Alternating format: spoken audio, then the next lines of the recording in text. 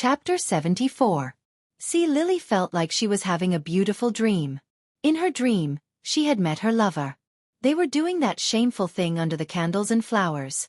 After a few rounds of it, she slowly woke up. What she saw was a beautiful face that she had never seen before.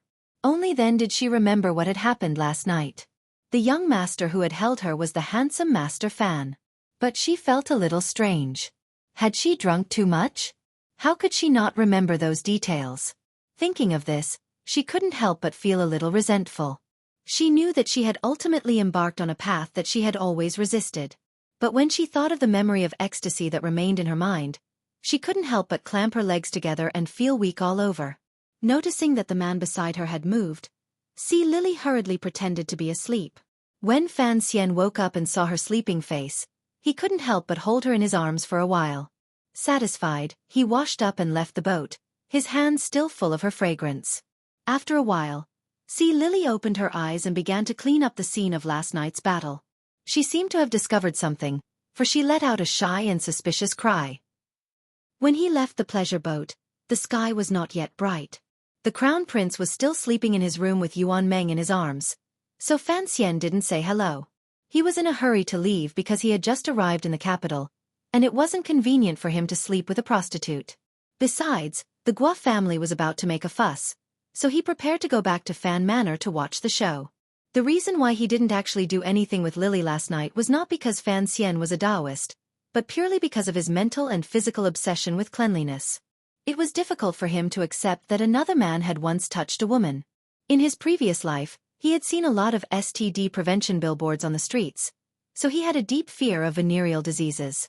There were no condoms in this world, so there was no harm in strolling around a brothel.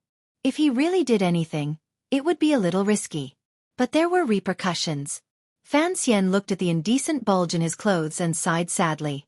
He regretted that he hadn't developed something with Xueqi while he was in Danzhou. When the sedan chair arrived at the corner gate of Fan Manor, the master and 3 servants sneakily called for the door to be opened. They slipped in and ordered the guard to keep quiet. Seeing that it was Tang Dai and the young master from Danzhou, the guard didn't dare interfere and went back to sleep. Fan Xian went back to his room to catch up on his sleep. When he woke up, it was already bright outside. He dragged his wooden clogs to the front yard and heard the noise. He guessed what had happened, but he pretended to be confused. That morning, Mei Zhili was sleepy in his study when he heard the sound of drums. He was angry and thought, where did these unruly people come from? How dare they disturb my rest? But the rules of the court were there, and he didn't dare to be negligent. He went to the court, and after a series of shouts, the advisor handed him the complaint. Mei Zhili's heart shook when he saw the complaint. Both the accuser and the defendant were not ordinary people. The accuser was Gua Baoquan, the only son of the Board of Rights Minister Gua Yu. He was now a palace and had some fame. The defendant was Fan Xian, the son of Fan Jian, the Assistant Minister of Revenue. The accuser was Fan Xian's assault the previous night, provocation, and beating up an official of the court in the street. Seeing the 2 surnames on the complaint, Mei Zhili thought of retreating. The court was now divided into 2 factions. One supported the crown prince, and the other didn't reveal themselves, but secretly followed the second prince. Gua Yu, the director of the Board of Rights, had been the crown prince's teacher, so naturally he was on the crown prince's side.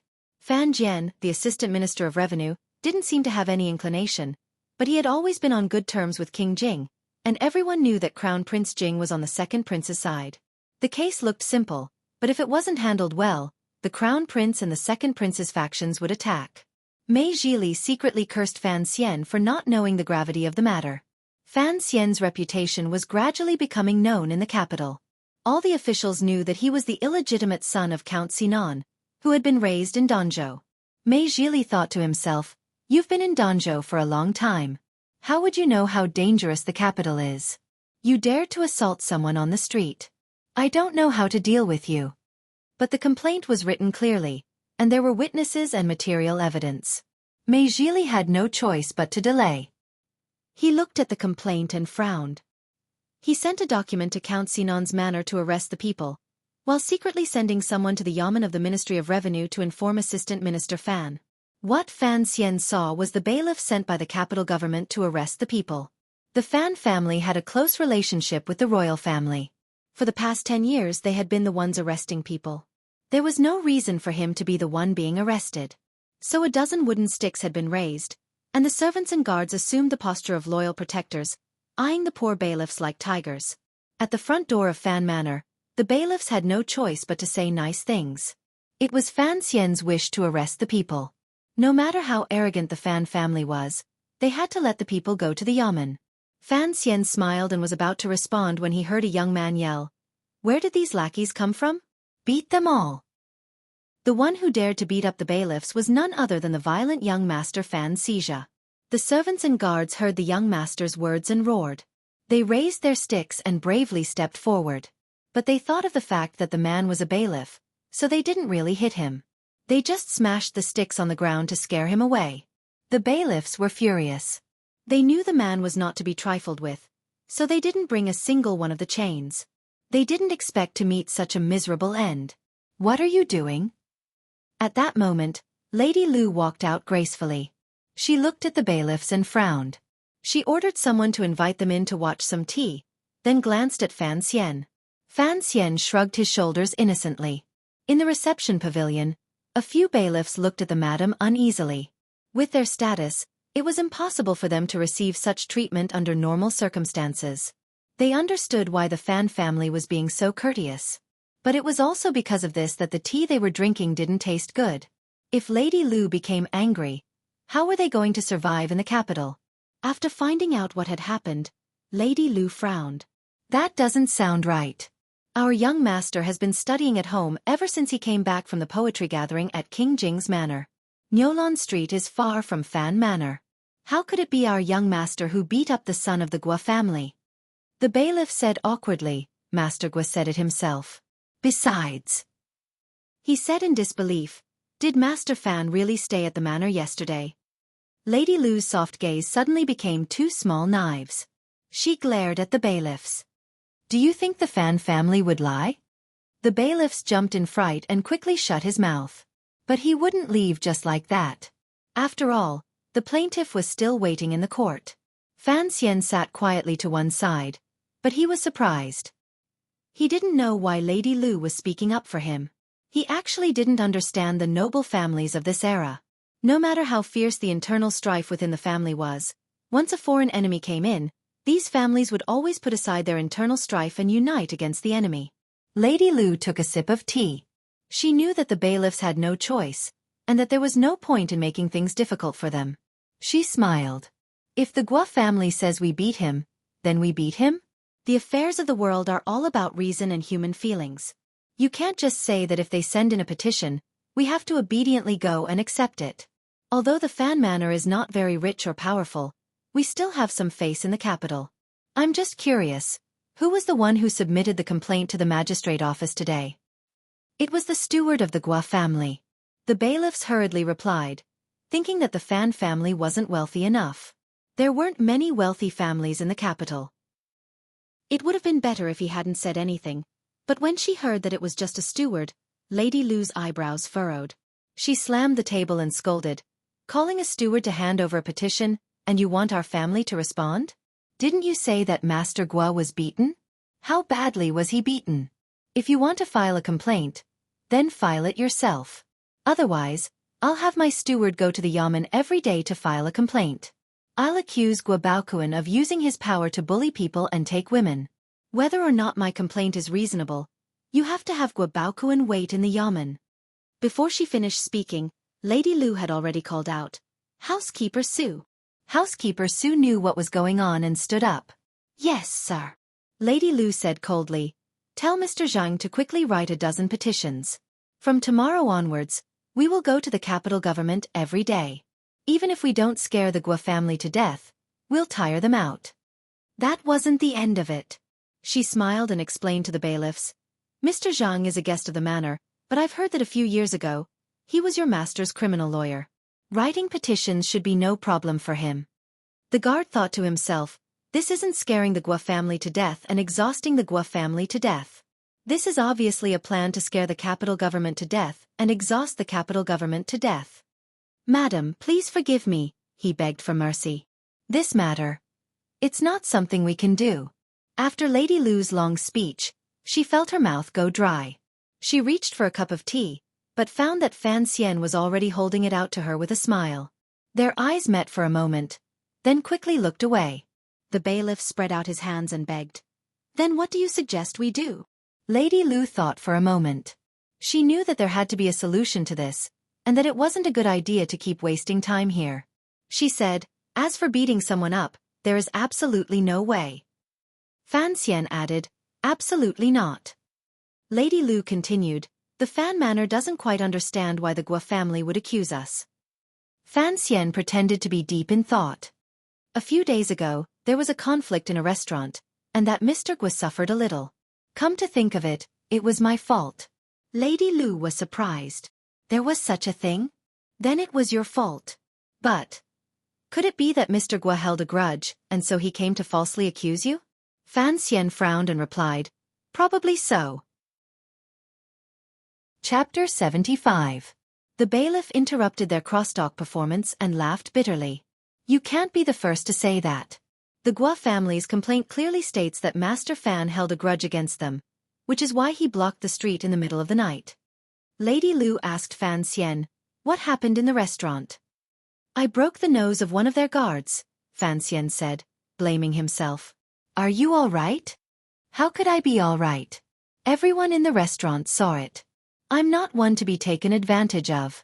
Lady Lu sighed and turned to the bailiff. "Listen, if you hold a grudge, of course you're the one who's taken advantage of.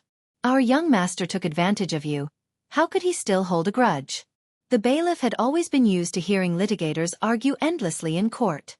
He had never seen someone defend themselves before they even went to court. He was dumbfounded and didn't know what to say. Lady Lu extended her finger, and a banknote appeared in the bailiff's hand. He looked at it and his eyes shone. Lady Lu had regained the dignity and nobility of a wife. She said lightly, "We will go to the yamen. We want to see what the Guo family is up to. But we can't go now.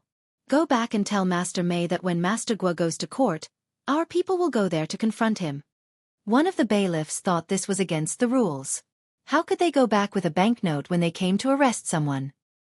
He was about to say something, but he was stopped by the young man, who said yes and hurried out of Fan Manor. Fan Manor was finally quiet again. Aside from Lady Lu and Fan Xian, there was no one else in the reception hall. Fan Xian looked at Lady Lu with a smile, thinking that it would be great if she wasn't his enemy. He had seen her methods today, and for some reason, he admired her. Although Fan Manor was a large family, they had been ambushed by the Guo family, and his father was not there. Lady Lu was able to handle the situation clearly, and not be at a disadvantage was a small matter. The important thing was that she had bought a lot of time to deal with the situation. As expected, Madame Lu took a sip of tea and faintly asked, "Why did you do this?" Fan Xian smiled and said, "Father has always hoped that I could quickly make a name for myself in the capital, and I've thought about it. Writing poetry and writing is really meaningless. If I can fight a lawsuit against the family of a minister, I'm sure I'll make a name for myself a lot faster." This was of course a joke. If you want to fight, then fight.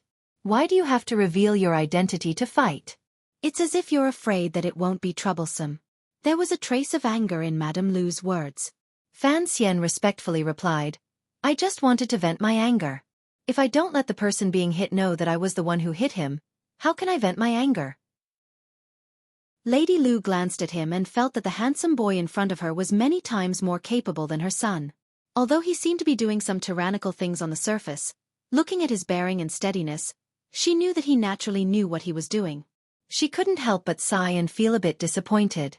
Fan Xian didn't know what she was thinking. He smiled and asked curiously, "Auntie, why did you help me earlier?" Lady Lu slowly raised her head. There were already some fine wrinkles on the edges of her eyes. She seemed to be surprised that the young man would speak so directly. After thinking for a while, she faintly replied, "Although my surname is Lu, I am a member of the Fan family." Fan Xian stared into her eyes. He knew that this woman's words couldn't be completely trusted, but he didn't know how to respond. It was so quiet in the reception hall that you could hear a pin drop. "Master Mei is my father's student. I've already sent someone to get the letter. Your father should have received the news by now. I'm sure nothing will happen to him. At most, He'll have to pay them a few taels of silver. Lady Lu closed her eyes, seeming a bit tired. In the afternoon, have the housekeeper accompany you to the capital government. Teng Zijing followed you last night. Don't follow him to the government office today, lest you attract too much attention. Fan Xian looked curiously at Lady Lu's still beautiful cheeks. He couldn't understand why a woman with such a powerful family and such ability would be willing to marry his father as a concubine. By noon, Fan Manor had made all the necessary preparations. Everything that needed to be done had been done, and the paths that needed to be taken had been notified ahead of time. They had also sent servants to find out that Guo Baokuan had already been carried to the court on a stretcher. Only then did Lady Lu arrange for a carriage and a few servants to surround Fan Xian. Like a victorious general, they drove to the magistrate's office. Sitting in the carriage, Fan Xian didn't care much about this trip to the court. He had really beaten Guo Baokuan to vent his anger. The first time he noticed that Guo Baokuan looked at Ruoruo strangely, he had wanted to beat him up. Being insulted by Guo Baokuan at the poetry gathering in King Jing's manor had only made him more determined to beat him up. It was just that he had just entered the capital and caused such a ruckus. Although he had some tricks up his sleeve, he was still afraid that it would be difficult to clean up the mess later. But he still wanted to beat Guo Baokuan. Beating someone up was a means, but the key was to see what kind of effect it would have. Fan Xian wanted to beat Guo Baokuan for 3 reasons. First, he wanted to see what kind of power his father had hidden in the capital's bureaucracy, so that he could make arrangements for the future. His father had always been secretive about these things, and if he asked directly, he wouldn't be able to get a clear answer. At the same time, he could confirm some of the questions that Fan Xian had hidden in the depths of his heart. Second, he wanted to smear some dirty water on himself. No matter what, going to court would solidify Fan Xian's image as a hedonistic, tyrannical, and unreasonable son of a rich family. This was exactly what Fan Xian wanted, because he was carefully controlling a certain degree of goodwill from the palace. Although he had accepted his father's request to establish a scholarly side of himself, he had always been prepared to make his reputation known far and wide, so that the palace would take the initiative to cancel the engagement, all for the sake of chicken drumstick. The third reason was simple. Guo Baokuan really did need to be beaten up. Arriving outside the yamen, Fan Xian was startled. Looking at the excited crowd outside the red wooden fence, he was very puzzled. With the help of a few servants, he squeezed in with difficulty. Standing on the cool stone floor of the court, he looked at the painting of the red sun rising from the east sea on the wall behind the case, and the sinister sticks of punishment standing all around him. He thought to himself that he had arrived at the Beijing High People's Court, and that his trip had not been in vain. Turning around, he found that the people of the capital were even more excited than he was. They were desperately squeezing forward, wanting to get a better position. A few professional bachelors were almost sitting on the red fence. Fan Xian curiously asked Zhang Ta, who had been sent by Lady Lu to follow him. Many years ago, Mr. Zhang was a famous criminal teacher in the Jiangnan area. It seemed that he had a friendship with the current capital magistrate, so it was most appropriate for Lady Lu to send him. Zhang Ta smiled and explained, "The people of the capital are all brave. Don't be fooled by their appearance. They might be poor relatives of the Duke, so no one is afraid of anyone. Like today, a lawsuit between a minister and an assistant minister is indeed rare. No one would want to miss out on something like this." Fan Xian thought to himself, "Are you guys here to watch a blockbuster?" He shook his head, feeling a headache coming on. Zhang Ta quietly asked, "Young master, although we've already talked about this in the manor, I still want to ask one last time. Did you do this?" "Of course, I can't admit it in front of the magistrate, but if you tell me the truth, I can explain later." Fan Xian's face was full of sincerity. "Mr. Zhang, I don't dare lie to you. I really didn't hit that Master Gua." Zhang Ta looked at the handsome young man's kind and honest face and laughed. He gently patted him on the shoulder to show his appreciation. After a while, the shout that Fan Xian had been curious about finally rang out. The magistrate, Mei Zhili, came out of the back hall with a stretcher and sat down. After a while, a mummy was also pushed out from the back hall in a wheelchair. Behind him was a counselor who was waving a paper fan. Fan Xian looked at the mummy and couldn't help but laugh bitterly. He didn't hit him that hard, he thought. How could a minister's manner play such a pitiful trick? The mummy was, of course, Master Guo Baokuan, who had been beaten up in a daze. His whole body was in pain, especially the bridge of his nose. The doctor's treatment didn't have much effect. He didn't know that Fan Xian had put some hidden strength into his last punch. The Xueqi in Fan Xian's body was different from the Xueqi commonly seen in the world. It was overbearing and fierce, and it wasn't something that could be healed in a short time. Guo Baoquan looked at Fan Xian, who was standing in the hall like nothing had happened. His eyes, which were not covered by the bandages, showed a fierce expression, as if he was about to devour someone. Fan Xian pretended not to see this. He looked at the lawyer waving the fan and asked Zhang Ta in a low voice. Only then did he learn that the lawyer was the famous lawyer in the capital, Song Shuren. He had always been a bad person and only worked for the families of high officials.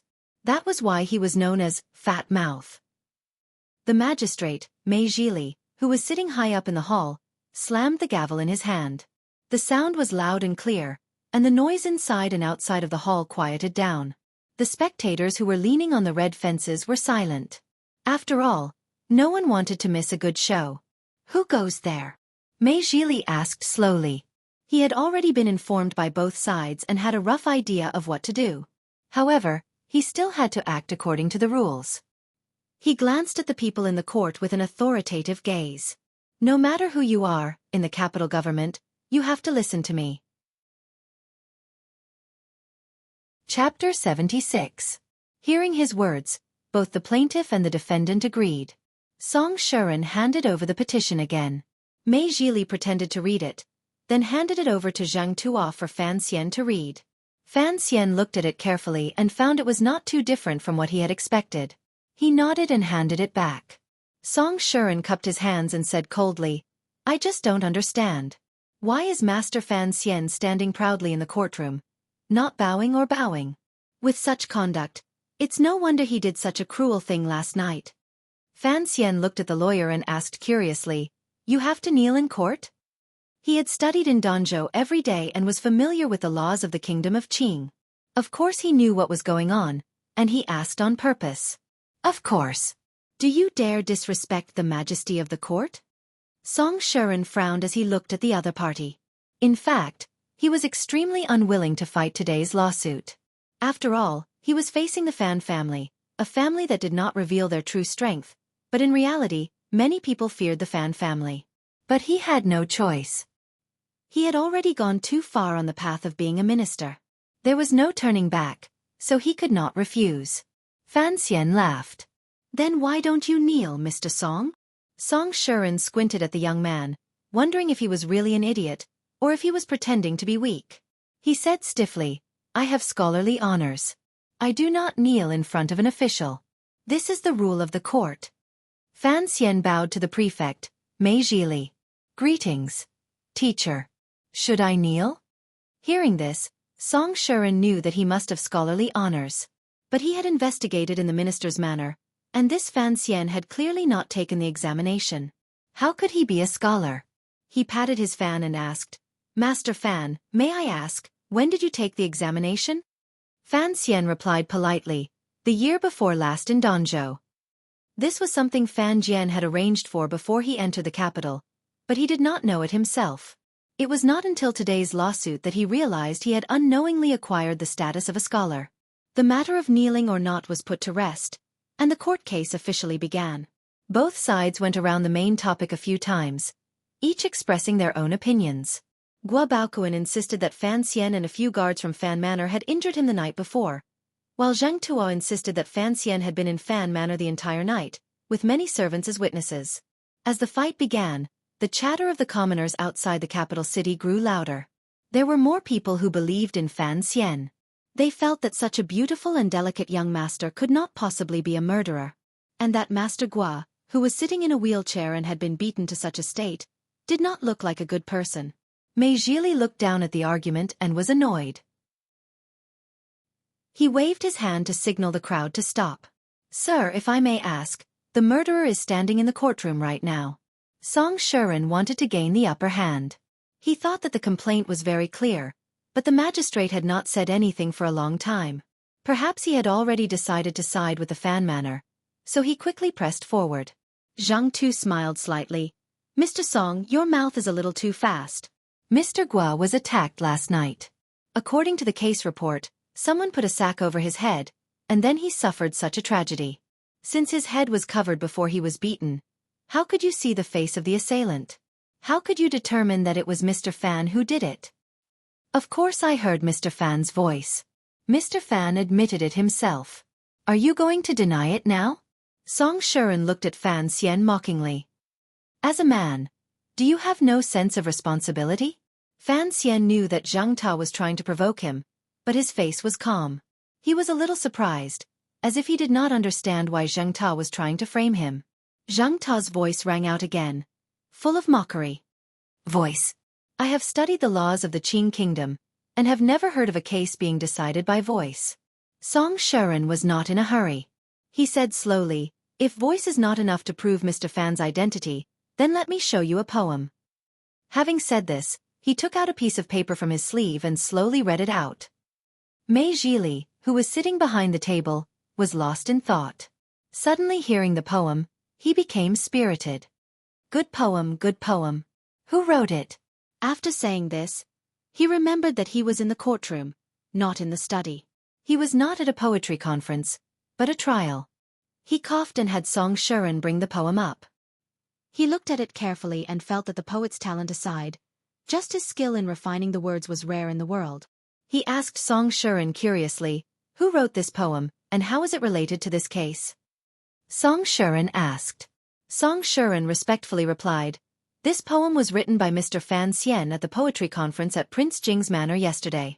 Last night, when Mr. Fan blocked the street and beat up Mr. Gua, he also recited these lines.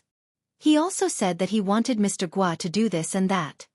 Mei Zhili was shocked. He looked at the young man in the courtroom, his face full of sincerity and a bright smile. He had never imagined that someone from Fan Manor could write such a poem. Hearing what Song Shuren said after that, he felt a headache coming on. You can beat people up if you want, but you have to recite a poem. How can a place of elegance be in a place like this? Now, the other party had a handle on him.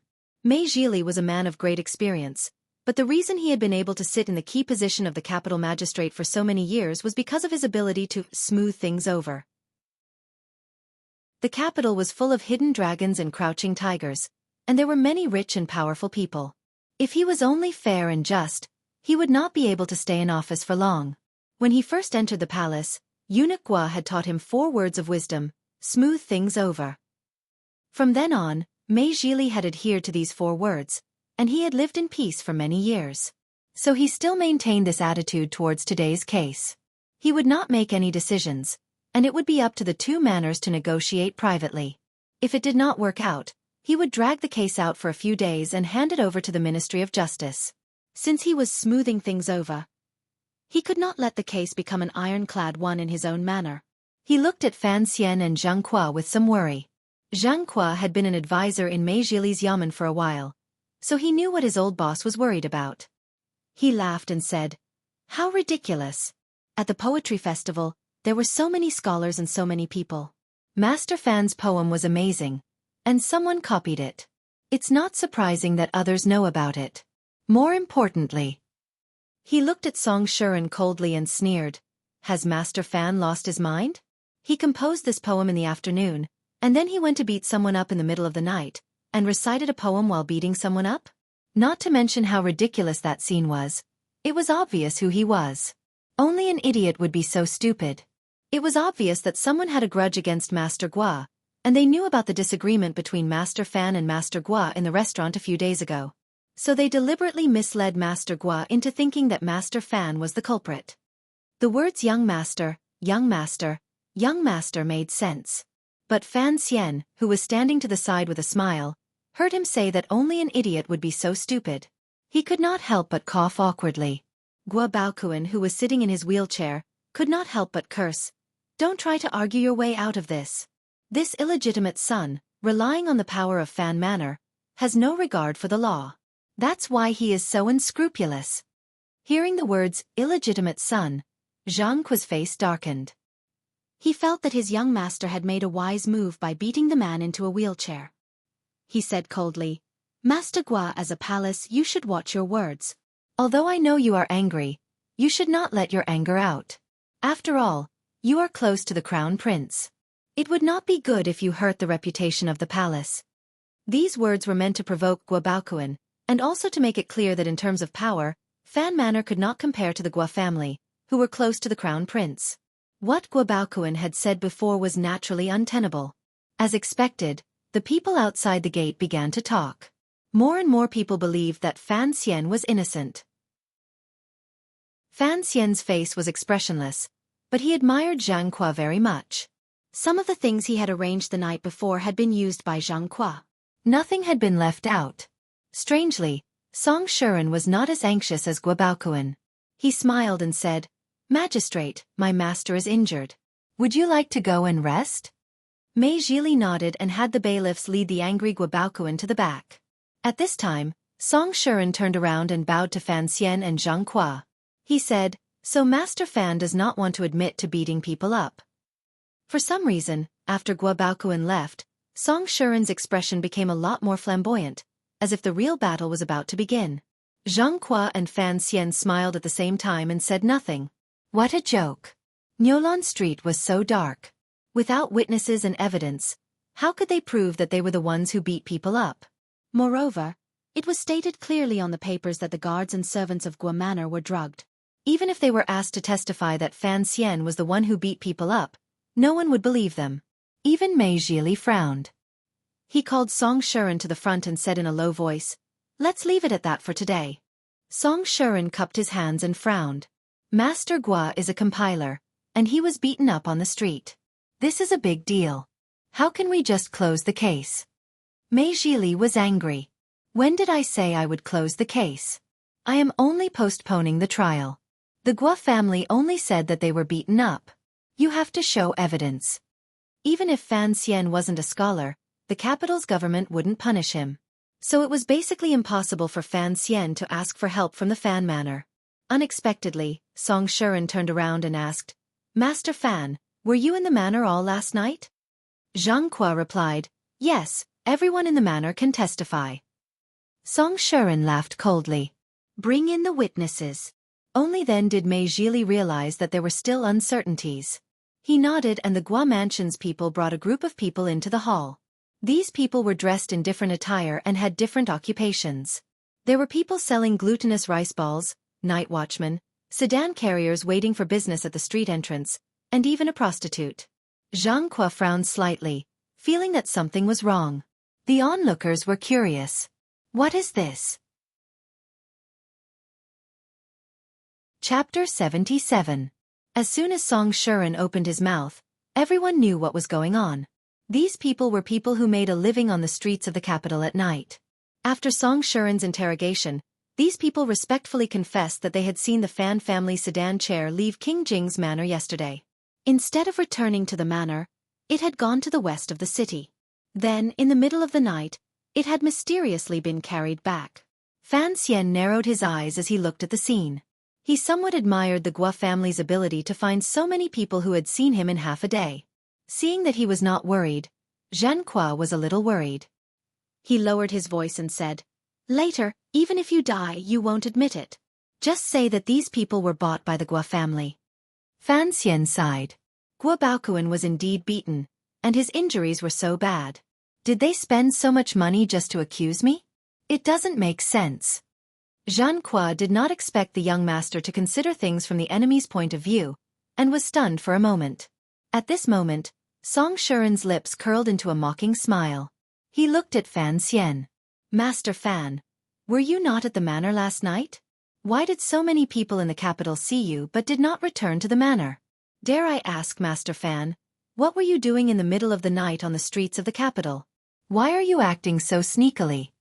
The capital magistrate, Mei Zhili, frowned at Fan Xian, waiting to see how he would answer. The court was silent. Fan Xian sighed. There was a trace of embarrassment on his face. He smiled awkwardly as if someone had discovered his secret. He quietly replied, "Last night, I spent the night at the Drunken Immortal Tavern." Everyone knew what kind of place the Drunken Immortal Tavern was. Thinking that this young master had spent the night in a brothel, his secretive actions seemed to make sense. The spectating crowd gave a collective "oh" in unison and roared with laughter. Naturally, Some of the laughter was mocking Fan Xian. Mei Zhili heard this explanation and let out a sigh of relief. Song Shuren continued to smile. The Drunken Immortal Tavern? May I ask if Master Fan has any witnesses? See, Lily can testify, Fan Xian said awkwardly. Song Shuren paused and suddenly laughed mockingly. Is that so? But Miss C. Lily has already left the capital for Suzhou. This is too much of a coincidence. I don't know if someone is afraid that Miss C. Lily will say something she shouldn't. Fan Xian raised his head and stared at Song Shuren. Only now did he realize that the Guo family had used some unknown method to force C. Lily out of the capital. It seemed that they had been prepared. Seeing that he was speechless, Song Shuren was confident. He bowed to Master Mei and said, "Everything is clear now. Master Fan was the one who beat someone up first, and then gave a false confession. I ask that you detain this criminal in prison and await trial." Zhang Tua, who had been silent for a while, suddenly smiled and said, "How grand are your words? Could it be that just because my young master went out at night, he has to be charged with such a huge crime?" Song Shuren pressed, "Since Master Fan is traveling, may I ask why you said that Master Fan stayed in the manor all night?" Zhang Qua answered naturally, "Sleeping with prostitutes is not a good reputation, so I had no choice but to." Song Shuren interrupted him with a smile. "Sleeping with prostitutes? Where is the flower now? And where is the willow?" He cupped his hands and said in a clear voice, "Master Gua and Master Fan had a quarrel a few days ago, and they were attacked last night. In their arrogance, they claimed to be Fan Xian. Master Fan didn't return all night, and couldn't say where he went. May I ask who the real culprit is? Isn't it obvious at a glance?" Mei Zhili looked at the lawyer coldly, thinking that no matter how much you talked about this case, did you really think it was a normal criminal case? He couldn't help but look down on this famous talker. He turned his head and asked, "Fan Xian, do you have any evidence to prove where you were last night?" Fan Xian thought for a while and smiled. "Actually, I was fooling around with Crown Prince Jing last night. I don't know if that counts as a witness." Now that Crown Prince Jing was involved, there was no point in trying the case. Mei Zhili's face darkened, and he called for both sides to come forward. He said something in a low voice, and announced that the case was temporarily closed. Fan Xian was to stay in the capital for investigation, and was not allowed to leave the city. Naturally, the Guo family didn't agree, but the weight of this witness was too great. They had no choice but to go back to the manor and discuss it again. The bystanders of the capital found the case to be so boring. The minister's family and the assistant minister's family didn't make much of a fuss before it ended. They left after a hubbub. When Fan Xian and Zhang Tua walked out of the magistrate's office, they were surprised to find Song Shuren waiting for them outside. "Master Fan." Song Shuren smiled and bowed. Fan Xian didn't know what he meant, so he returned the bow. Song Shuren said quietly, "I owe the Guo family a favor, so I had no choice but to offend you today." Fan Xian suddenly thought of something and frowned. Did C. Lily really leave the capital? As soon as Song Shuren left the court, he looked at the young master with great respect and said yes. Fan Xian stared into his eyes and asked, "Did you do it, or did the Guo family do it?" Song Shuren was a little surprised. "I thought it was Master Fan who sent her out of the capital. Could it be that you were really at the Drunken Immortal Tavern last night?" Fan Xian smiled bitterly. "Do you really think I was the one who beat Guo Baokuan?" At this time, the case had come to an end, but the words of both sides were still somewhat untrue. After a few words, Song Shuren turned around and got on a soft carriage, leaving the capital government's yamen. Fan Xian looked in that direction and asked curiously, "You've already offended them, why bother showing goodwill?" Song Shuren is a smart man. Zhang Tu shook his head with a smile and said softly, "Young master didn't say that you were drinking with Crown Prince Jing." Song Shuren almost scared me to death when he did this. Fan Xian smiled and said, "Everyone knows that the court was just a formality. Why are you so nervous?" Zhang Tu shook his head and sighed. "No matter how this develops, I've offended the Guo family. I'm going to offend someone eventually, so I might as well offend someone I can. Young master, your reputation, as a prostitute, as a poet, will probably spread throughout the capital within a day. That's my wish. I wouldn't dare to ask." "Impressive. You're welcome." In the depths of the palace, The yellow glazed tiles glowed gold under the sunlight, and the vermilion walls gave off a sense of oppression. In the garden at the back of the hall, a benevolent-looking old lady was listening to a female official beside her with her eyes half closed. In front of her were two noblewomen serving her. On the stone table was a mixture of exotic fruits and vegetables. One of the noblewomen looked dignified, with phoenix eyes and red lips. Her brows were full of care and restraint. She peeled a fruit and carefully fed it to the old lady. "Empress, how come it's you?" The old lady opened her eyes and saw the fruit she handed to her. She smiled and said, "Let the children do these things. You're the ruler of the harem, the mother of the nation. How can you do these things?" The noblewoman smiled gently. Filial piety must be done no matter what. This noblewoman was the empress of the kingdom of Qing, and the old woman she served was the emperor's birth mother, the former King Cheng, now the empress dowager. But who was the identity of the woman sitting on the other side? Who could sit side by side with the empress? "There's no need to read," the empress dowager said quietly to the female official. "You can all leave." All of the palace maids retreated, leaving only two old nannies. The empress dowager closed her eyes and rested for a while. She asked, "What do you think of the Fan family's poems?" The empress dowager smiled. "I don't know much about words, but it sounds good." The empress dowager laughed. "It's not just good. That one was full of envy, but the last one was 10,000 miles of sorrowful autumn is always a guest. It's not something an ordinary scholar could write." But, seeing the empress dowager stop talking, the empress dowager asked, "But what?" The empress dowager sighed. "But there's too much sadness in the sentences. And at such a young age, how could he write something so old? I'm afraid that the child is also a person with little fortune." Hearing this, the other noblewoman who had been silent all this time burst into tears. No one knew why she was so sad. The empress dowager hurriedly comforted her. "Empress dowager is just saying that. If Fan Xian really is a person with little fortune, you can just pick out some from your fingernails and give it to him." The empress dowager was also annoyed by her crying. Her face was full of displeasure. "I only have 3 children. The emperor doesn't need to say anything. Although Li Ji is playful, he knows his fate. But you've been crying for decades, and you still don't understand." "Really?" After all, she was her own daughter, and her daughter had been miserable all her life, so she couldn't say anything harsh. The noblewoman sobbed.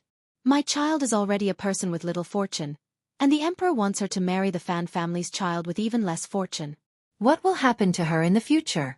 What if Chen Er's illness doesn't improve?" It turned out that this extremely weak, crying noblewoman was actually Fan Xian's potential mother-in-law, the unmarried eldest princess. The empress dowager finally couldn't help but scold her. "Chen Er's illness is because you, as a mother, didn't give her any good fortune, and now you have the nerve to say such things. What about the Fan family's child?"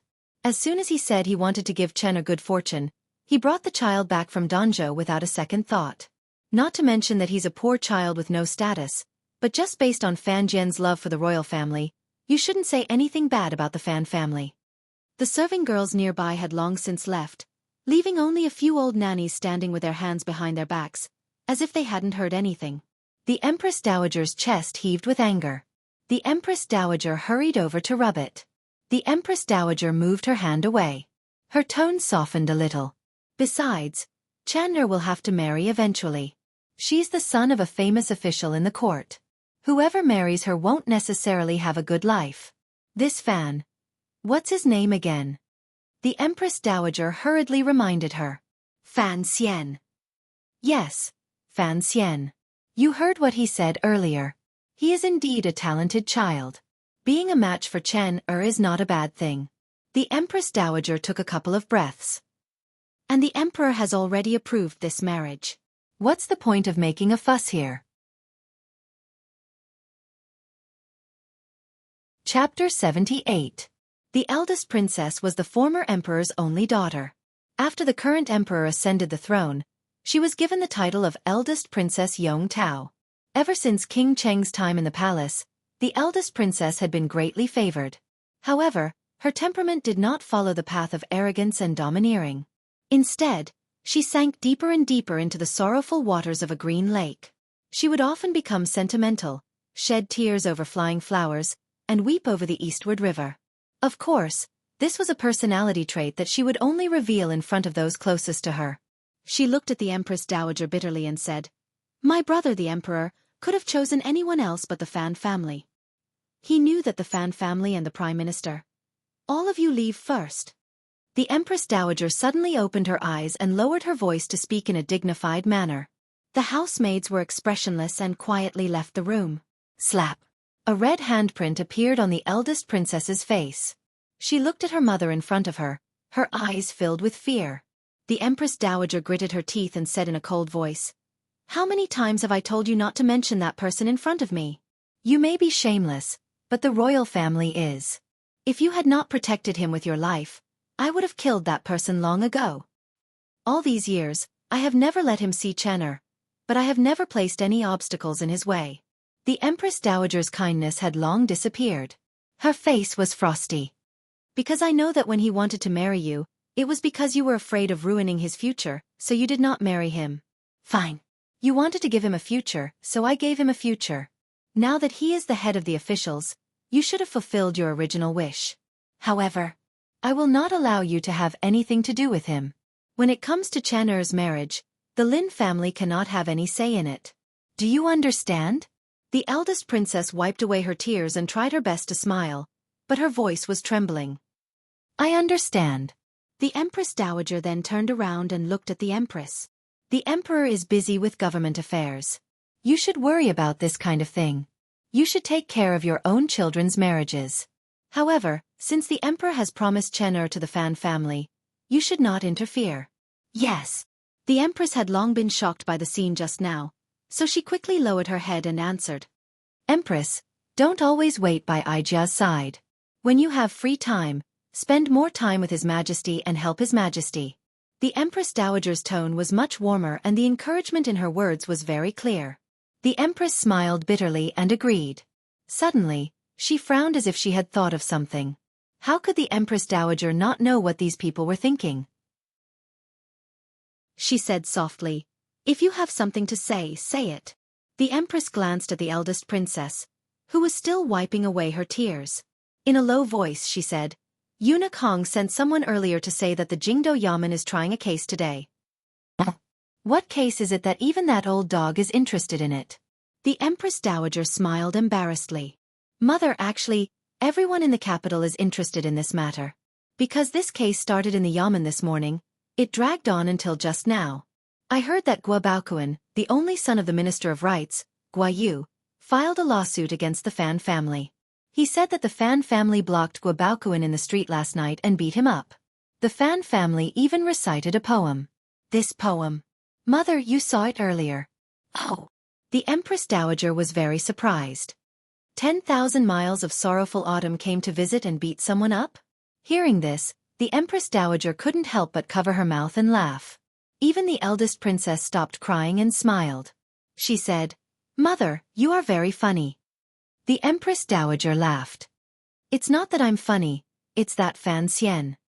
He's only been in the capital for a few days, and yet he already beat up the minister's son. Quick, tell me, what is it like in the Jingdo Yamen?" She suddenly thought of something and frowned. The capital government doesn't dare to use torture, right? If he's beaten up, how can he get married in October? The Empress Dowager laughed. "Mother, what are you saying? Although Fan Xian doesn't have a proper background, he is still Count Sinan's son. He is talented and has long been a scholar. There is no way he would be beaten up." "That's good." The Empress Dowager said, "Is Guo Baoquan one of those people who is always with the crown prince?" For some reason, the Empress Dowager's face suddenly became a little uneasy, and she quietly agreed. As expected, the Empress Dowager snorted. "Those little rascals only know how to play tricks. They're all full of evil tricks. Needless to say, that Fan Xian must have done a good job." The eldest princess's expression didn't change, but her feelings were complicated. She never expected that her mother would not ask for the reason, and would just say that the illegitimate son of the Fan family had done a good job. But she had just been slapped and scolded, and now was not a good time to speak up. Fortunately, the Empress Dowager said, "That Guo Baoquan has some talent. Being beaten up in the street like this is somewhat unjustifiable." The Empress Dowager seemed to sense that the Empress Dowager didn't think much of it. She simply asked, "What's the outcome of the case?" Fan Xian brought out Crown Prince Jing as a witness, so the capital government couldn't do anything about it. They could only postpone the trial for now. Hongqing was his witness? It looks like this Fan Xian has some connections. The Empress Dowager was secretly delighted. She knew that although the Empress Dowager didn't seem to care much, she actually hated the close relationship between the officials and the royal family. But she also knew that she had to act appropriately, and that she couldn't say too much. So she changed the topic. "I heard that on the night that Guobaoquan was beaten, Fan Xian and Crown Prince Jing were on the Lujing River, staying there. So this matter has nothing to do with him." The palace garden was silent for a while, and the atmosphere was somewhat oppressive. The Empress Dowager suddenly stood up and said, "I'm a little tired." Outside, the palace maids and palace maids hurried over to help her up, and a large group of people walked back to the palace. Seeing the Empress Dowager's carriage slowly turn around the palace walls, the Empress Dowager and the eldest princess stood up and looked at each other. The Empress Dowager's lips curled into a wry smile. It looks like even though the Empress Dowager is unhappy with Fan Xian's visit to the brothel, she hasn't changed her mind. "I'm afraid that in half a year, Chen will really have to get married." The eldest princess sighed. "I'm just worried about Fan Xian's character, but..." She looked at the Empress, and her expression was as delicate as a weeping willow by the river. "The Fan family has a good relationship with King Jing. You should be careful, Your Highness." The Empress Dowager's heart trembled. She knew that the eldest princess was reminding her that if Fan Xian really did marry Fan Xian's daughter, and His Majesty really did hand over the palace treasury business to the Fan family, then the Fan father and son, one in the Ministry of Revenue and the other in the palace treasury, would have control over most of the Qing kingdom's money. And if the Fan family, because of their relationship with King Jing, were to fall in line with the second prince, then the crown prince. She frowned. Although her son wasn't much of a talent, he was still His Majesty's only legitimate son. Did His Majesty have a deeper meaning for this? "Don't think too much about it." The eldest princess comforted her. "You know that I haven't had much to do with the palace treasury these past 2 years. The Overwatch Council has always had people watching over it. After all, the Fan family's status isn't high enough. Even if Fan Xian really did marry Chen, he wouldn't be able to truly control the palace treasury." The Empress Dowager frowned. "Right now, I'm just wondering what that old man Fan Jian did to the Emperor to convince His Majesty." The eldest princess smiled. "You haven't summoned Lady Lu to the palace in a long time, have you?" The Empress Dowager's expression turned cold. "That woman married Fan Jian as a concubine. It seems stupid, but she's actually very cunning. 4 years ago, you suggested killing the illegitimate son in Danzhou, but Lady Lu took the lead. She must hold a grudge against us. I'm afraid it won't be easy to lure her out and use her as a shield." "So what?" The eldest princess smiled sweetly. Even though she was in her 30s, her skin was still very well maintained. Would she dare to say anything? Besides, I've known Lady Lu since I was young. I know she's someone who likes to get into a dead end. The Empress Dowager suddenly frowned. Come to think of it, it's strange. Why did His Majesty decide 4 years ago to let the Fan family manage the palace treasury? If it weren't for the urgency of the matter, he wouldn't have had to take such a risk. The eldest princess spoke softly. "My brother the Emperor doesn't like my relationship with you being too good, so he decided to let me leave the palace treasury. Otherwise, he wouldn't have had the director send someone to guard me from the beginning." She then sighed. The court is full of civil and military officials. Whether they're good or bad, there's always a way to control them. But Director Chen is so loyal to His Majesty that he manages the affairs of the council so well that not even a drop of water can leak out. There's no way for us to send someone in. Hearing this, the Empress Dowager frowned imperceptibly. As an official, loyalty to His Majesty is a matter of course. We secretly sent someone in because we were worried that the Emperor would be deceived by a treacherous official. Director Chen's loyalty can be seen by the heavens. There's nothing more to say. The eldest princess knew she had said the wrong thing. She spoke softly. "Yes. But these years, the Overwatch Council has never stopped investigating the assassination in Danzhou. It seems that His Majesty has given strict orders." "Of course. When His Majesty saw your daughter after drinking, He was very happy. He took her in as his adopted daughter and assigned her to the Fan family. Only a few people in the palace know about this. The Empress Dowager recalled the scene from 4 years ago. She spoke coldly. In the end, within a month, there was an assassin in Danzhou. Although this matter wasn't brought to light, the Overwatch Council knew all about it. How could His Majesty not know? Naturally, he didn't care about the life or death of his illegitimate child. What he cared about was that someone in the palace dared to leak his words. Chapter 79. There was a flash of fear in the eldest princess's eyes. It's been 4 years, and the Overwatch Council still hasn't relaxed. I'm afraid that one day they'll find out. I heard that Chen Pingping went home to visit his family and refused to return to the capital. If he's really willing to retire, then that would be great. Not necessarily. The Empress laughed coldly. Don't forget that 4 years ago, it was Chen Pingping who entered the palace and talked to the Emperor for an entire night. Only then did the Emperor withdraw his decree. A few days ago, Chen Pingping returned home to visit his family, and Fan Jian took the opportunity to enter the palace. Only then did the Emperor appoint Chen to Fan Xian, and made it clear that from now on you don't need to worry about the palace treasury. If Chen Pingping were in the capital now, I'm afraid that this marriage would still be changing. Perhaps it would really go according to your wishes. Or rather, according to the Prime Minister's wishes. The eldest princess covered her mouth and laughed. Empress, if this marriage doesn't go through, you should be happy. After all, the second prince will have one less way to make money. The Empress smiled. What do I have to be happy about? In the end, this is just a marriage between the 2 children. Whether it succeeds or not, it has little to do with me. Mother has also said that I can worry about the children's marriages in the future, but I won't worry about the Fan family's matters. The eldest princess's expression changed slightly, but she still smiled. What you say makes sense. Then, as a mother, there's even less reason for me to worry.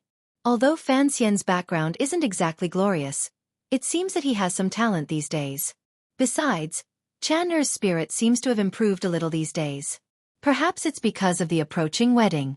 The 2 most powerful women in the kingdom of Qing sat quietly across from each other, drinking tea and chatting as if nothing had happened. Neither of them wanted to lower their guard, and neither wanted to do that. Kill Fan Xian. The marriage would naturally fall through, and the Fan family would be weak. The second prince would no longer have the support of the Prime Minister, and the eldest princess would still be in charge of the palace treasury, providing an endless supply of money to those who needed it. If one of them died, it would seem that the power struggle in the palace would be resolved. But no one was willing to make a move. After all, this wasn't 4 years ago. After all, the capital was not Danzhou. There were countless eyes here, and even the people in the palace couldn't assassinate the son of an official, especially at such a sensitive time. Besides, Lady Lu would never step into the same trap twice in her life. In the Empress Dowager's bedchamber, the seemingly elderly and virtuous woman let down her grizzled hair. Feeling the steady hands behind her combing her hair, she said in a low voice, "Why did I have such a stupid daughter?" The person behind her smiled. "But you still love the eldest princess the most. Otherwise, you wouldn't have allowed the emperor to make such arrangements, and you wouldn't have helped the prime minister do so many things in secret." The Empress Dowager sighed. "This Lin Ruofu, I really don't know if he betrayed me, or if it was my son who harmed him." "Ah right, you old dog, you have sharp eyes. Tell me, why did the emperor allow that boy from the Fan family to marry Chen Er?" There was some hesitation in the man's voice. "The princess is of marriageable age, and I'm afraid that it's difficult for her to recover. Betrothal to the Fan family is appropriate, but the marriage is only the surface. The key lies in the emperor's ambiguous verbal edict. Such a large estate, and to let an outsider manage it, perhaps. Perhaps the emperor feels that the empress and the eldest princess are too close, and is truly dissatisfied with the crown prince, so he stripped the eldest princess of her power, and prepared to let the second." He suddenly realized that, although he had served the Empress Dowager for decades, he had already expressed too many opinions on this matter, so he stopped talking.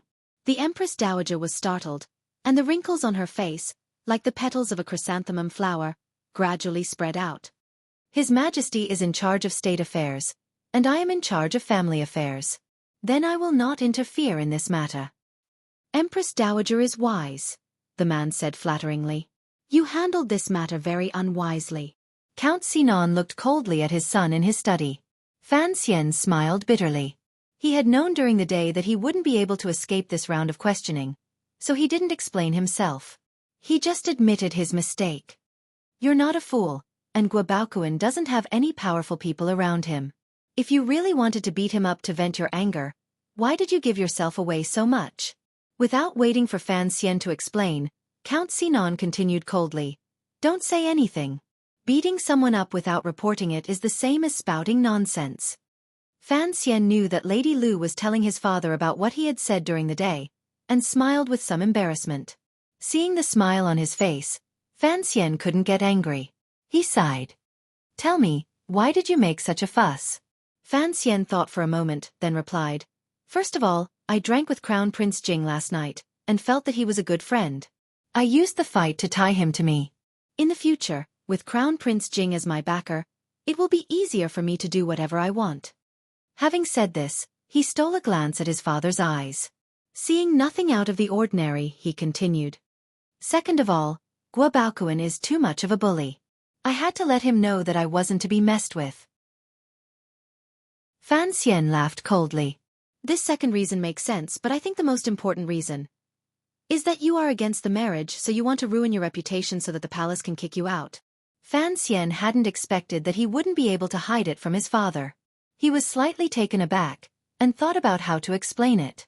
Fan Xian continued coldly. And I said earlier that you weren't smart because you dragged King Jing into this mess. You should know that the Guo family is on the side of the Crown Prince, while Crown Prince Jing is on the side of the second prince. You beat Guobaoquan and dragged Crown Prince Jing into this mess. In the eyes of others, wouldn't it be as if the Fan family had pledged allegiance to the second prince?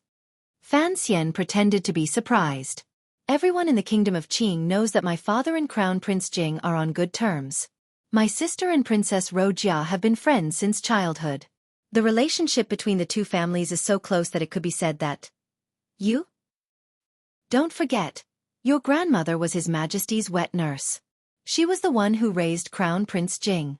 At the time, His Majesty was busy with other matters, so I was the one who brought him up. Naturally, the relationship between the two families was excellent. Fan Xian snorted. But personal relationships are personal relationships. Official affairs are official affairs, and national affairs are national affairs. How can we, the officials, discuss the affairs of the palace? The Crown Prince is still the Crown Prince, the heir to the throne. After His Majesty passes away, the Fan family will of course be loyal to the Crown Prince.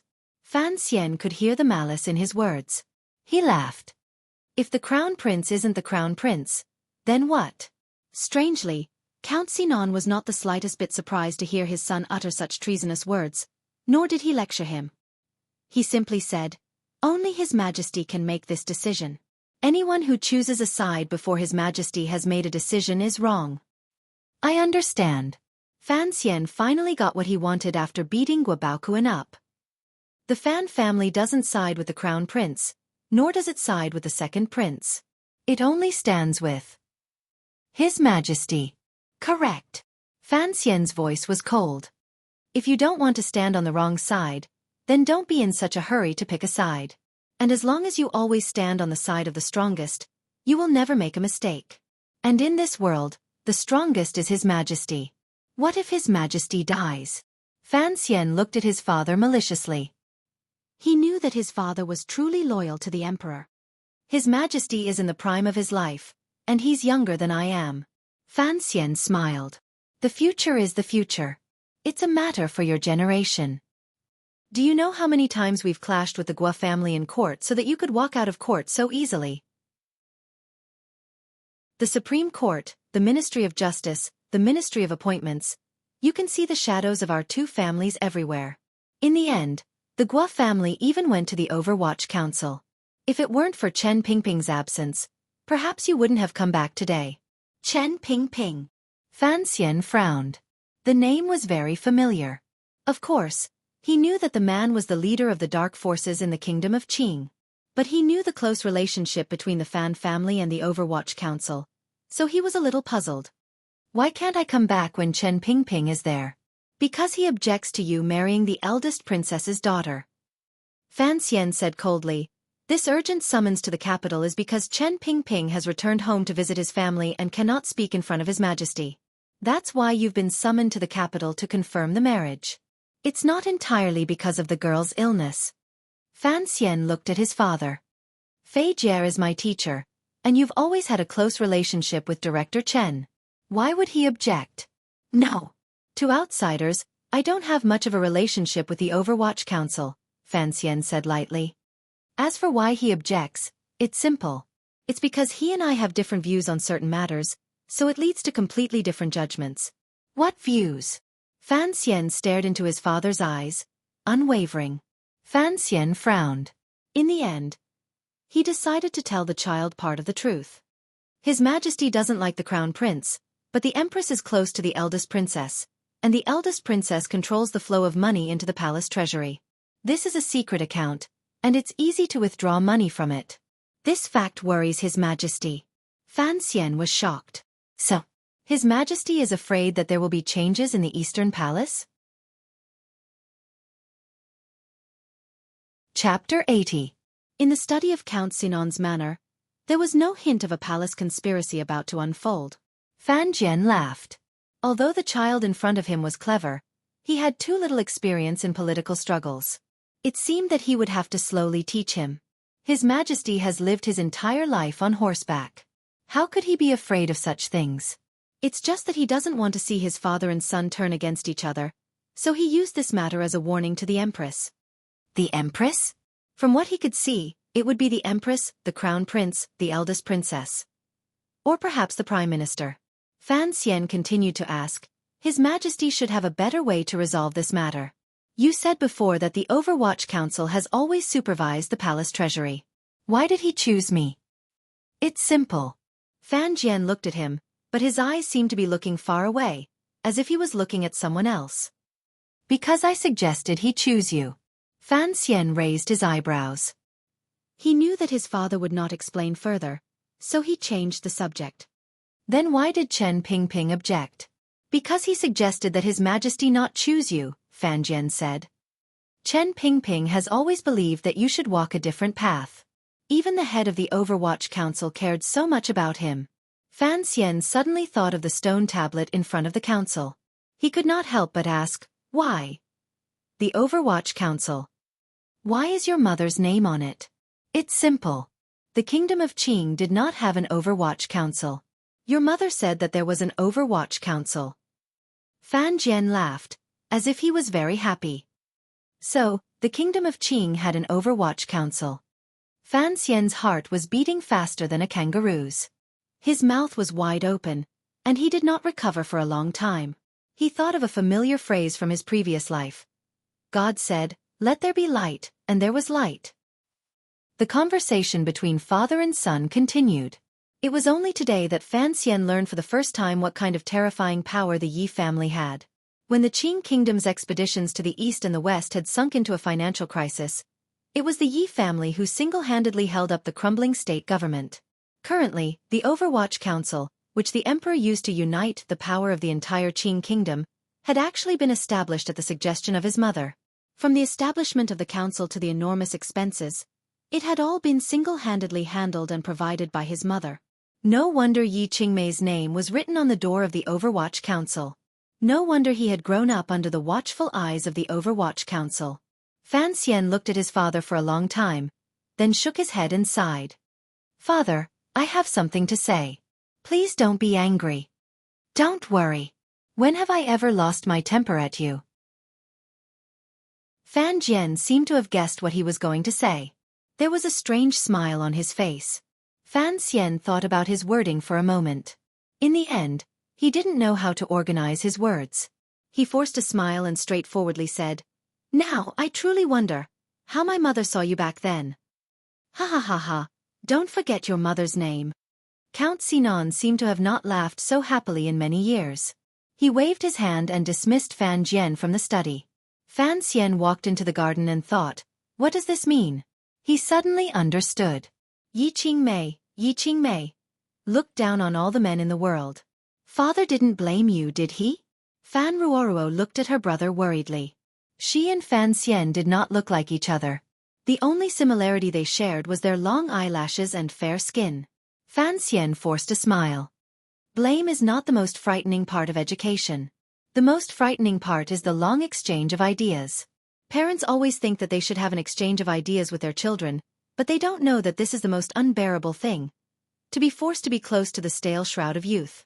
He was thinking about what he had just seen.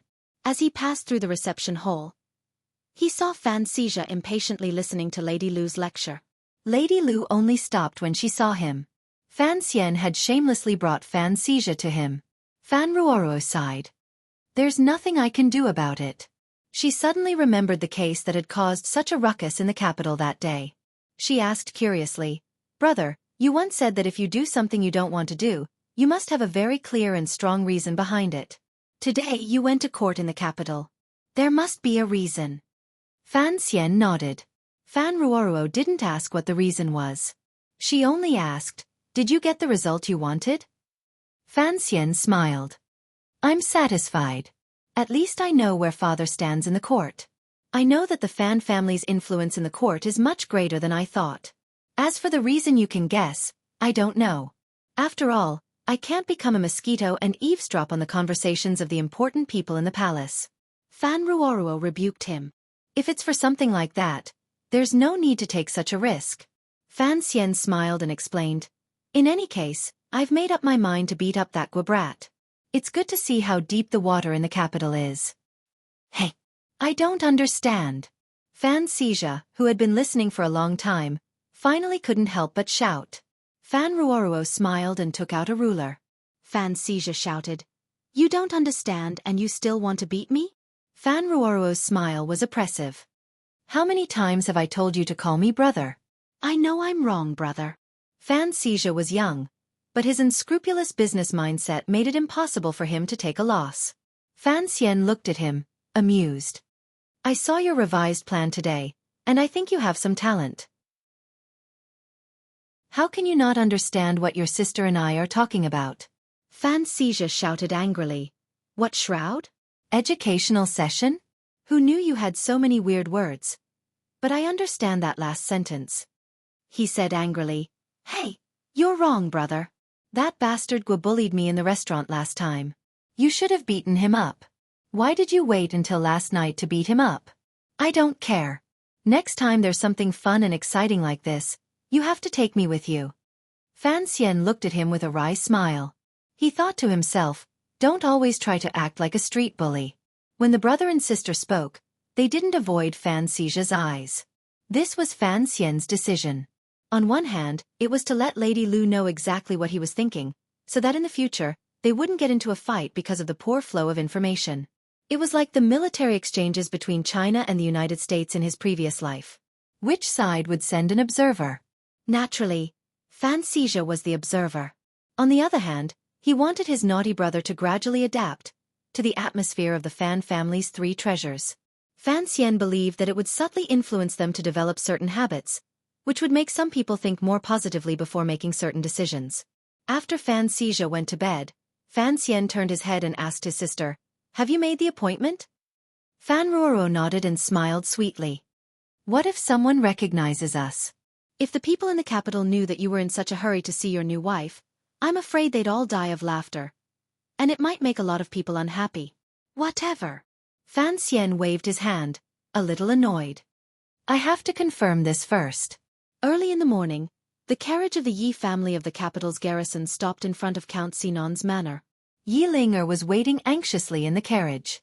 After a while, Fan Ruoruo led a sallow-faced, slightly hunched young man out of the manor. Yi Ling'er's eyes lit up, and she went to greet them. Yi Ling'er curtsied. "Thank you, Miss Fan." She then turned to the hunchbacked young man and smiled. "Sir, are you Sir Fei's student?" The young man smiled. His sallow-colored skin matched with the wrinkles at the corners of his eyes. He didn't seem to be in good spirits. He cupped his hands in salute. "That's right. Thank you, sir," said Yi Ling'er. The young doctor smiled and replied politely, "The patient is important. Let's hurry." Yi Ling'er and Fan Ruoruo got into the first carriage, and the young doctor got into the second. As he sat in the seat, he found that the carriage was extremely spacious, very different from the ones commonly seen in the capital. There were no unnecessary decorations inside. It seemed that the Yi family had come from the battlefield, after all, and always had a solemn air. The young doctor was, of course, Fan Xian. Early that morning, with the help of Ruoro's eyebrow pencil and foundation, he had put on some makeup. This was something he had learned from Fei Jie when he was young, but it seemed that the effect was good. In fact, the main reason for his confidence was because he believed that he had already made a name for himself in the capital, but few people had actually seen him. At least, Yilinger and Miss Lin had never seen him. When he thought of Miss Lin, who he was about to see, Fan Xian's heart suddenly raced. No matter what he planned to do in the future, she was, after all, his fiancée in name, and the white-clothed girl he had always been thinking about was obviously from a rich family. If he wanted a wife and a concubine, there was basically no way. It seemed that he would have to make some kind of choice. As the carriage moved forward, Fan Xian became more and more nervous. Because the direction the carriage was heading in was the royal courtyard, where Miss Lin, his fiancée, currently lived. Pretending to be a doctor today was in itself an extremely absurd thing to do. But when he thought of the chicken leg and the Yi family, and how a so-called wife was someone you would have to spend the rest of your life with on a pillow, Fan Xian couldn't help but be cautious and bold. Just as he had thought before coming to the capital, no matter what, he had to take a look first. Wasn't she cute? Wasn't she pretty? Wasn't she a lowly? Chapter 81. In the carriage in front, Yilinger and Fan Ruoruo were talking. Sorry to trouble you. Yilinger looked hesitant. But is that really Master Fei's student? He looks very young. Fan Ruoruo laughed. I know. It's always good to be old, but I'm only letting him have a look. After all, even the imperial physicians admire Master Fei's medical skills.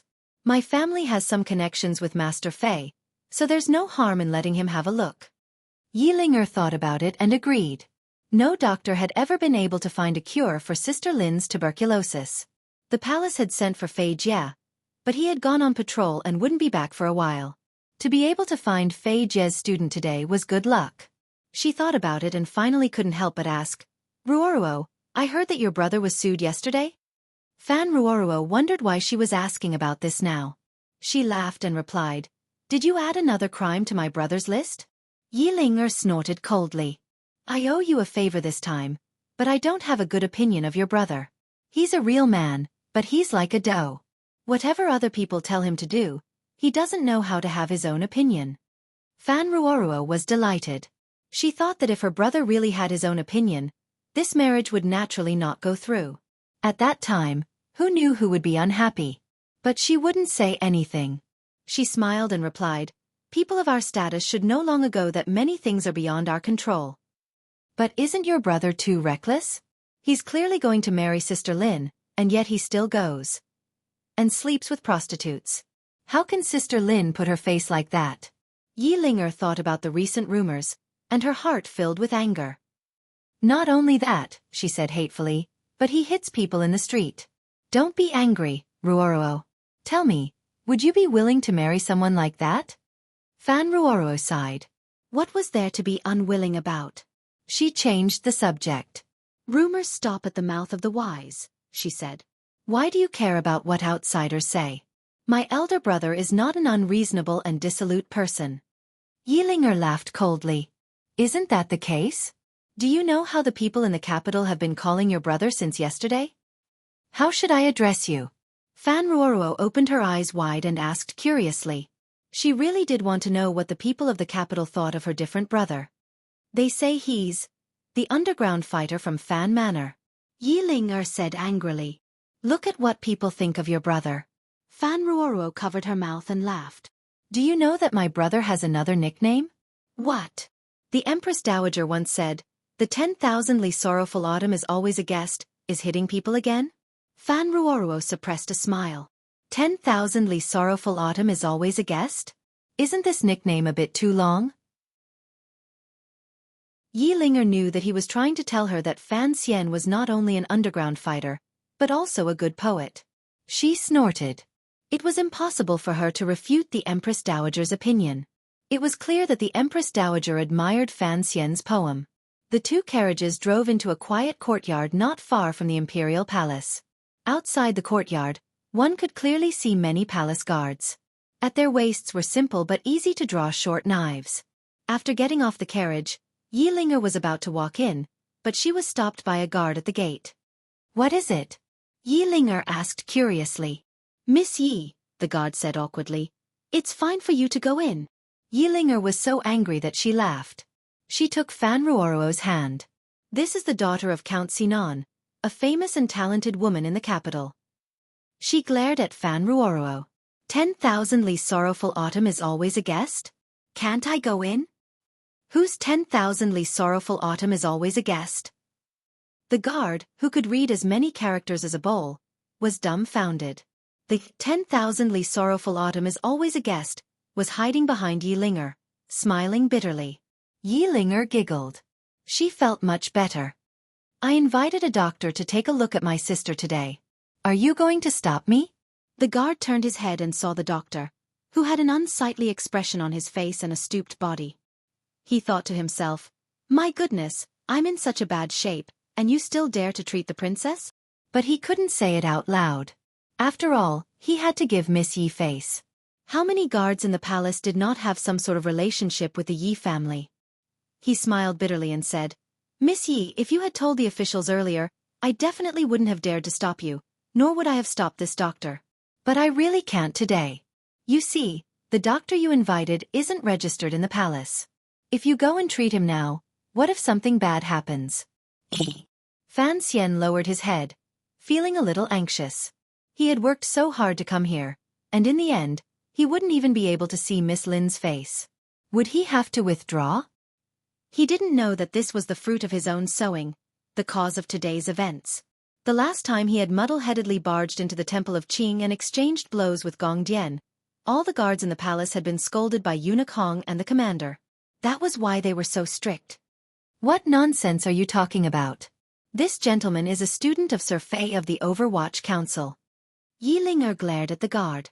As soon as the guard heard the words Xueqi, he looked at Fan Xian with respect, and quietly took half a step back. He thought of something and frowned. "Xueqi's student? I don't think I've ever heard of him." Yilinger had thought of this as well. With Xueqi's medical skills, his student should be famous. How come she had never heard of him? She turned around suspiciously and looked at Fan Xian. Fan Xian had been prepared for this. He shook his head with a gloomy expression, and pulled out a token from his bosom. The token belonged to the Overwatch Council, and no one could counterfeit it. Perhaps it could be said that no skilled craftsman in the world would dare to counterfeit it. It had been given to Fan Xian by Fei Jie when he was 6, before he left Danzhou. The guard took the token and looked at it. Without any difficulty, he was certain of the young man's identity. He then looked at the gloomy and sallow face of the young man, and understood that he was indeed Xueqi's student. It would be difficult not to look like this, having been exposed to poison all year round. Now that they had found a guarantor who could bear the responsibility, the guard let them pass. The three of them walked into the quiet courtyard, passing bushes of flowers along the way. A small gravel path stretched out from the bushes, leading to a small building deep in the courtyard. A servant girl invited the three of them upstairs, and then brought them tea. Fan Xian paid close attention to the servant girl's movements, and found that her every movement was measured. It was clear that she had received years of training in the palace. After a while, an old nanny walked out and said with a slightly arrogant expression, "Miss Yi, you're here." Yilinger clearly didn't like the old woman. She snorted in response. "Where is my sister?" she asked. "The young lady is sleeping. What brings you here today, Miss Yi?" The old woman seemed to be standing respectfully, but her tone was unapproachable. Fan Xian couldn't help but be surprised. What was going on? Yilinger didn't want to bicker with the old woman that day. "I found a good doctor for Sister Lin. Go and tell her that when she's ready, the doctor will come to see her." The old woman looked at Fan Xian. She knew that this was the doctor. "You know who the young lady is," she said coldly. "Aside from the palace doctors, who else is qualified to treat her?" Yilinger brought up Fan Xian's identity again, but the old woman refused to budge. She was even more difficult to deal with than the guards outside. Fan Xian didn't know the rules of the royal family. Every unmarried daughter was always surrounded by a host of old women. Although there were no restrictions, and they weren't like the frightening old spinsters of the Qing dynasty in his previous life, these women were always loyal and foolish, and would never let their masters get close to any danger. Fan Xian was getting impatient, and gave Fan Ruoruo a look. Fan Ruoruo understood. She stood up with a smile and said to Yi Linger, "Since this is against the rules, let's go. After all, this place isn't like anywhere else in the capital." As expected, Yi Linger couldn't stand being provoked. She jumped up and scolded the old woman. Fan Xian frowned, thinking that this young lady was too hot-tempered. He didn't know who would teach her a lesson. At that moment, Fan Ruoruo pretended to persuade the aggrieved old woman to sit down at the table, and handed her a cup of tea. After a while, the old woman's expression suddenly changed, and she hurried away. At that moment, Miss Lin's servant girl heard the noise and came out of the inner room. Seeing that the old woman wasn't there, she welcomed the three of them inside. Although Yi Linger had a bad temper, she wasn't stupid. She looked at Fan Xian suspiciously. Fan Xian lowered his head and said nothing. He followed her in. He always carried things on his person that no one else could think of: laxatives, sleeping potions, and aphrodisiacs. He never left his hands. He also had a dagger, a hidden crossbow, and Wu Zhu. With these things by his side, he could go anywhere in the world. Entering Miss Lin's boudoir, Fan Xian lowered his head, not daring to make any strange movements. Only when he smelled a delicate fragrance did he realize that the room was lit with a special incense unique to the highlands. This kind of incense helped the sick rest and recuperate, but the fragrance was so strong that it washed away much of the fragrance that should have been present in a lady's boudoir. Yi Linger went behind the curtain and said something, and then Fan Ruoruo went in. Fan Xian used his zhenqi to hear clearly that his sister was greeting the young lady. The young lady only coughed a few times, as if she was out of breath. Fan Xian pictured the scene in his mind, wondering what kind of expression his sister-in-law would have when he saw his bride for the first time. Thinking of this, Fan Xian realized that he really was a bit flirtatious. He was clearly in love with the white-clothed girl who was chewing on a drumstick, but now that he had entered Miss Lin's boudoir and smelled the fragrance, he began to imagine what Miss Lin's face would look like when she blushed.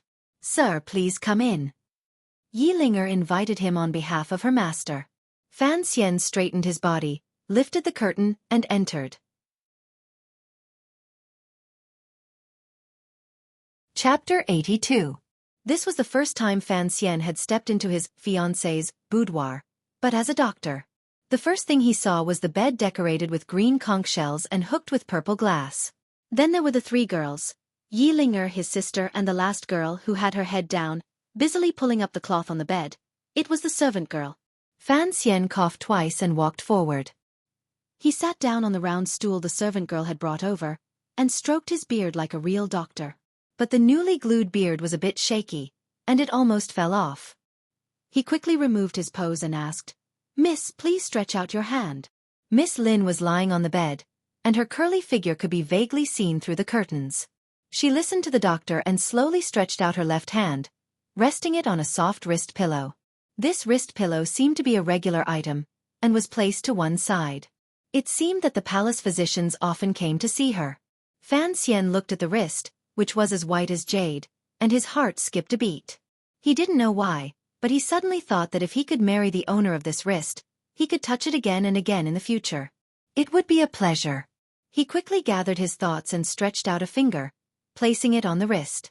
The tip of his finger touched Miss Lin's wrist, and for some reason, both of them trembled at the same time. Yi Linger did not dare to disturb the doctor, and looked curiously at this student of Xueqi's. She found that he had only used one finger, and she thought of the rumors about Xueqi's methods, and grew more confident. She had no idea that although Fan Xian was quite knowledgeable in medicine, he had only studied it for a year, and could not compare to a real royal physician in terms of knowledge. His only advantage was his knowledge of medicine, and his experience from his previous life. He had purposely used one finger to break the pulse to frighten the people around him, and establish his image as a divine doctor. Fan Xian's finger felt smooth and clean, and he couldn't help but feel a bit strange. He seemed reluctant to let go. He muttered to himself for a moment. Miss Lin's pulse is a bit weak, but it is full of dryness. It is weak and hot, and as thin as gossamer. It is a bit troublesome. What is it? Can I take a look at Miss Lin's face to make a better judgment? No. The servant girl rejected the suggestion without hesitation. Although the kingdom of Qing was relatively liberal, the person on the bed was the emperor's adopted daughter. Her identity was too special, and even the royal doctors were not allowed to see her face, let alone this random doctor who had come from nowhere. Fan Xian was a little disappointed. I heard that the royal physicians have determined that you have tuberculosis? The one who answered him was still the head maid. That Miss Lin seemed a little weak. She lay on the bed without saying a word. Yes. Fan Xian thought for a moment and felt that he had some confidence. After all, tuberculosis was the same as tuberculosis in his previous life. Although he had not brought along a first aid kit like the other great powers, there were still many ways to treat it. So he continued to ask, "Does the lady often feel tired? And he coughs a lot?" Yes. Are you getting thinner? Yes. Do you often feel hot and humid? Yes. Fan Xian was a little annoyed. This servant girl's mouth was too fast. He rolled his eyes and asked, "Do you often sweat?" Yes. The principal maid still rushed to answer. But Fan Xian did not seem to hear.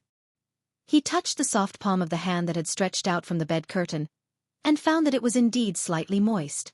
Miss Lin had never imagined that the doctor outside would be so bold. She shyly and anxiously pulled her hand back. Fan Xian had moved so quickly that the three girls outside the bed did not see it. Fan Xian frowned. "You haven't coughed blood yet, have you?" "I've already started coughing. It was better in the spring, but it started again a few days ago." Seeing that the young doctor had accurately described the symptoms, the servant girl stopped looking down on him and replied with a trace of anxiety and hope. Yes. Fan Xian thought for a moment and then said seriously, "The lady really does have tuberculosis." Hearing him say something that everyone already knew, the servant girl bit her lip and wanted nothing more than to throw the doctor out. Yi Ling glared at him, and Fan Ruoruo felt a little embarrassed and lowered her head. Fan Xian did not care. He stood up and went to the desk to find a pen and began to write a prescription. When he was done, the servant girl took it and looked at it. It was still the same lily and gold soup, but there were two more ingredients, purple pearlgrass and black mountain jasmine, and one more ingredient, skullcap. She frowned and asked, "Skullcap is bitter and cold. It purges fire and strengthens Yin, but it hurts the qi too much. Can it be used?" As the saying goes, a long illness makes a doctor. This servant girl had seen different doctors treat the lady over the years. She was very familiar with the prescription for tuberculosis, so she could point out the problem immediately. Fan Xian looked at her and couldn't help but feel a little more admiration.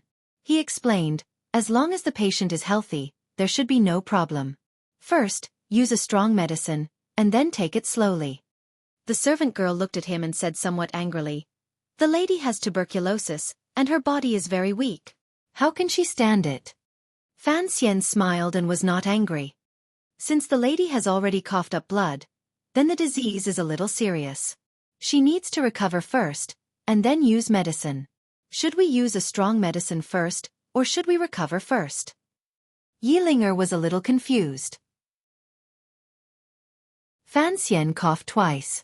"From now on, give the lady a bowl of goat's milk every day. Remember to drink it raw." This was a folk prescription he had heard in his previous life, and it was very effective. He asked again, "How is the lady's diet?" The servant girl was thinking about the goat's milk when she heard this.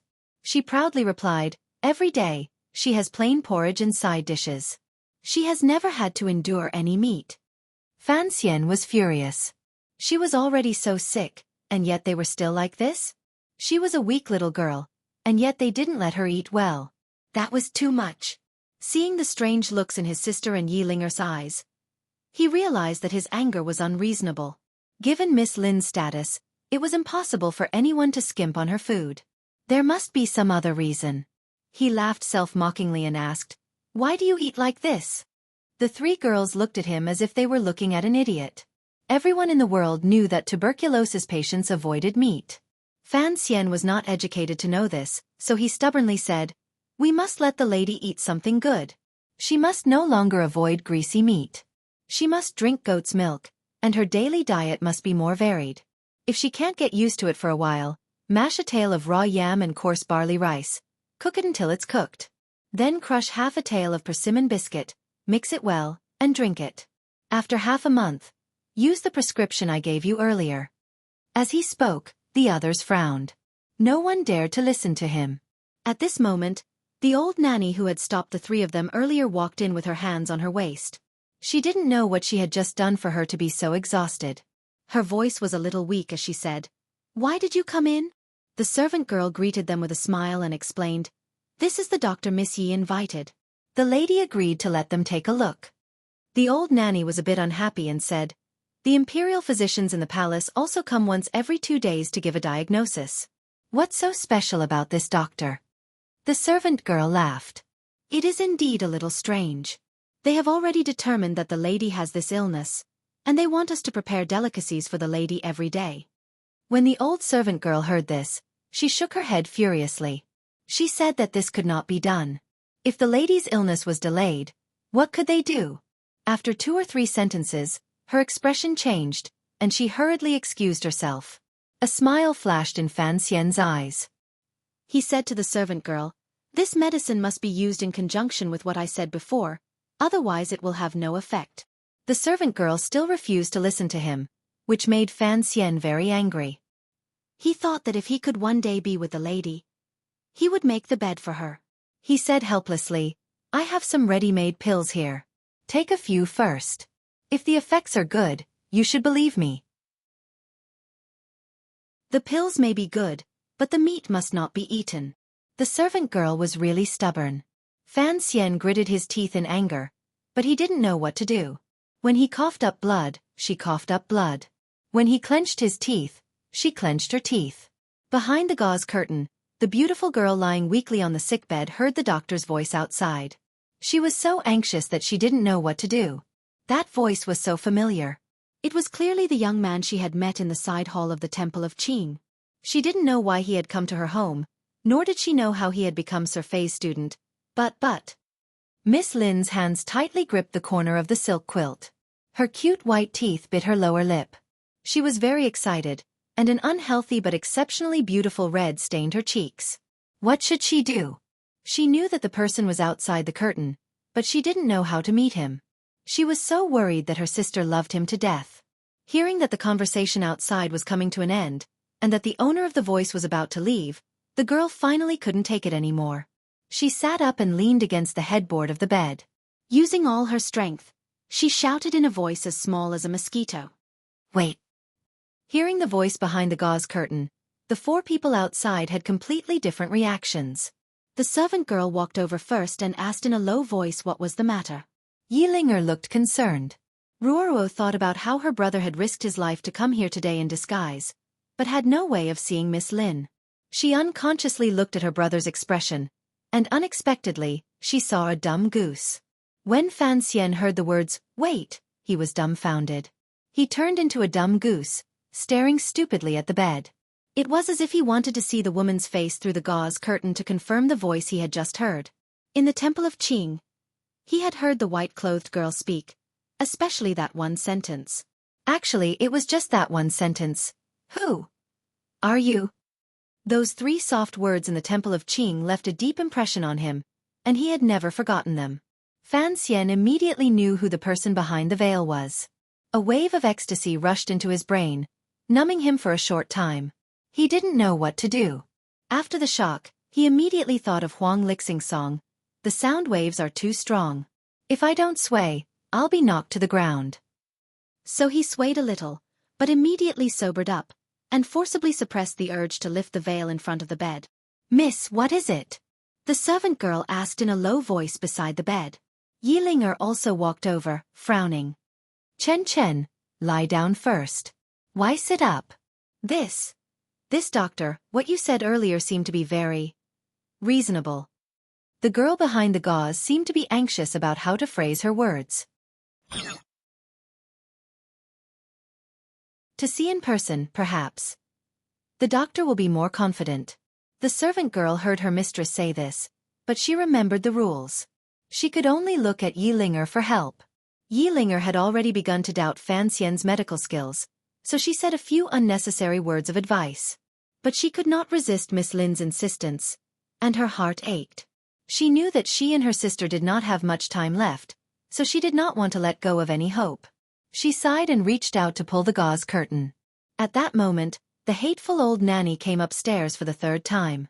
Seeing this scene, she was shocked and wanted to pull Fan Xian away. Fan Xian was angry. She was really troublesome, he thought. He glared at her like an angry god of thunder. Wherever his gaze landed, the old nanny clutched her stomach and fled. Fan Ruoruo naturally knew that her brother's gaze could not hurt. It was the laxative still working. She couldn't help but cover her mouth and laugh. At that moment, there was also a smile on Fan Xian's lips. He watched the gauze curtain slowly open, waiting for the moment when the two of them would meet. The muslin curtains were pulled apart, revealing a beautiful girl with fair skin, bright eyes, and a blush on her cheeks. Just like that, she appeared in front of everyone. As if there was no one else around, the two pairs of gentle but resolute gazes met. Fan Xian's eyes were filled with joy and happiness, while Miss Lin's eyes were filled with confusion and disappointment. Fan Xian immediately realized that he had put on makeup today. This fiancé, whom he had only met once, had no way of recognizing him on the spot. He couldn't help but smile and feel helpless. Miss Lin sat down with the help of the servant girl. Looking at the unfamiliar young doctor in front of her, she could not hide her disappointment. But gradually, her brows furrowed, as if she were recalling something. It seemed that she had discovered something from the young doctor's smiling eyes. Yilinger suddenly felt that Sir Fei's student gaze was very annoying. "Why are you just standing there?" she urged. Fan Xian smiled and walked up to her. He looked closely at the beautiful face that he had been thinking about for a few days. Looking at the unhealthy blush, he felt a deep sense of pity. "You must eat and take the medicine according to the method I just told you," he said gently. "Do you understand?" Hearing the voice again, and seeing this completely different face, Miss Lin felt a little dizzy. She put her arm on the bed and said softly, "Sorry to trouble you." When they left Miss Lin's boudoir, Miss Lin politely thanked the young doctor and Miss Fan. She knew that Miss Fan was very likely to become her sister-in-law in the future, so it was inevitable that she had some inexplicable emotions in her heart.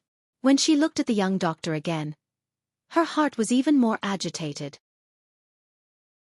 The voice was clearly his, but why wasn't it him? Seeing the young doctor about to walk out the door, Miss Lin was very anxious, but there was nothing she could do. As a princess in name, insisting on seeing the doctor was already an extremely bold move. Did she have to ask him if he had been to the temple a few days ago? Did he see a girl in white? Did he remember that chicken leg? Forget it. It was clearly not that person. It was just that the voice was somewhat similar. It seemed that she had slept too deeply these days, and remembered that voice too much. She had fallen into a mental barrier. Just as the girl was worrying about her gains and losses, Fan Xian suddenly stopped in front of the door.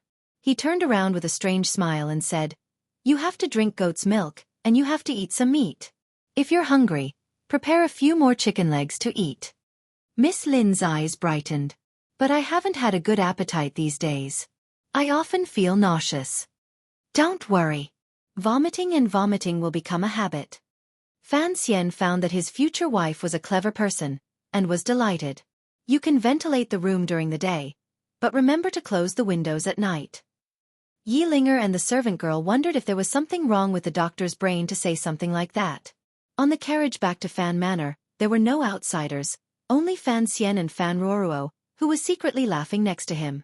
Fan Ruoruo saw that her brother was trying very hard to resist the urge to laugh. "Laugh if you want to," she said. "Why hold it in?" As soon as she said this, a burst of joyful laughter came from the carriage. It was so loud that it startled the people on both sides of the road, and frightened Tang Zijing, who was standing guard in front. Things in this world are so coincidental. Seeing her brother so happy, Fan Ruoruo couldn't help but feel happy for him. "I didn't expect Miss Lin to really be the girl you met at the temple." "It is a coincidence." Fan Xian scratched his somewhat itchy eyebrows. "In the future, don't call her Miss Lin. Call her sister-in-law." Fan Ruoruo teased him. "You just got married in October. Isn't it too early to call her sister-in-law?" "Anya, You know that the Prime Minister and Princess Royal don't like you. Didn't you also think about rejecting this marriage? Fan Xian laughed a little embarrassedly. That was then and this is now. I must marry that girl. Forget the Prime Minister and the eldest princess. Even if the director of the Overwatch Council returned to the capital, I wouldn't care. Fan Ruoruo suddenly asked curiously, Today is actually the first time I've seen Lin, sister-in-law. She couldn't help but laugh. Although sister-in-law is beautiful, she's not as beautiful as you described her last time. Fan Xian was startled.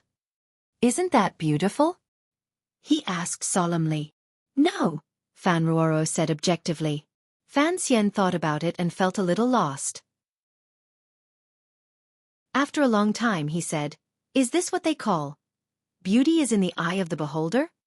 Brother, I think I understand what you mean. But where is she sure from? Fan Ruoruo was eager to learn. At this time, Fan Xian's mind was filled with Miss Lin. He had long since lost the fine tradition of being his sister's teacher. He casually said, She sure is a girl who sells tofu in Danzhou Harbor. She's very beautiful, and her skin is very white. Liar. Fan Ruoruo was a little dissatisfied. She found that ever since her brother had confirmed that his future sister-in-law was his sweetheart, he had been in a daze. Fan Xian comforted her. Why would I lie to you? When you were little, you snuck out of the manor with me to go to the market. She sold tofu there at the time, but you were too young to remember. Fan Ruoruo was skeptical. Looking back on today's events, Fan Xian felt deeply moved. How is this time travel? This is clearly a romance novel. Miss Lin's surname was Lin Wanner, and her nickname was Yi Chen. She had grown up in the palace and didn't have many friends. Her background was a bit strange, so although she knew that her father was the current prime minister, she didn't have many opportunities to meet him. She was closer to her uncle, especially after her uncle had arranged a marriage for her 4 years ago. Even her mother had been deprived of the right to manage her, so she had some relaxed and carefree days. Unfortunately, these days were a bit lonely. Yi Linger often went crazy with her brothers in Dingzhou. Even in the capital, it was not convenient for her to enter the palace, so there was no one by her side who she could talk too intimately with. At the beginning of the year, for some reason, her uncle had someone reveal her relationship with her father. At the time, she thought that her uncle was preparing to embarrass her father and force him to resign. Who would have thought that things would turn out differently? Instead, the matter of the marriage, which had been put aside 4 years ago, was brought back to the table. His name was Fan Xian, and he was the illegitimate son of the Minister of Revenue in Danzhou. A bitter smile appeared on Lin Wanner's lips. It seemed that he had also had a hard life. He had never seen his parents since he was young. But why did he insist on her marrying him? Could it be that her identity was so dishonorable that she had no choice but to marry Fan Xian? She wondered what Fan Xian looked like. Lin Wanner couldn't help but think of the doctor during the day. A smile rose to her lips, and she covered her mouth as she laughed. That man was really funny. He had thought of a way to sneak into the side courtyard. This was a side courtyard of the royal family, and it was heavily guarded. How did he do it? Pretending to be Sir Fei's student? What a daring man. But then she remembered that this man had come with Miss Fan. Could it be that he had some sort of relationship with Fan Manor? Then he must know about her marriage to that young master of Fan Xian. Heavens! If he knew about this, why did he come to see me? Why did he say those things to me? 2 blushes appeared on her cheeks, and they were as beautiful as the clouds. The servant girl who was making the bed looked at the princess, who was leaning against the headboard. She couldn't help but be a little dazed. She giggled and asked, Miss, what are you thinking about? These last 2 days, I've seen you smile for no reason at all. Lin Wanner was a little embarrassed. Can't I even smile? The servant girl stuck out her tongue and walked to the window to close it. It was already late at night, and it was time to go to bed. Lin Wanner thought of the young man's last words during the day and said in a low voice, Go and get some incense. The maid thought, Don't we have more? However, he did not say anything and went downstairs on his own. Lin Wanner walked over to the window and placed her slender fingers on the bars of the window frame. Should I close it or not? She thought. Thinking of her illness and the fact that she had been promised to a stranger called Fan Xian, Lin Wanner's heart ached. Her fingers secretly tightened, and she shut the window tightly.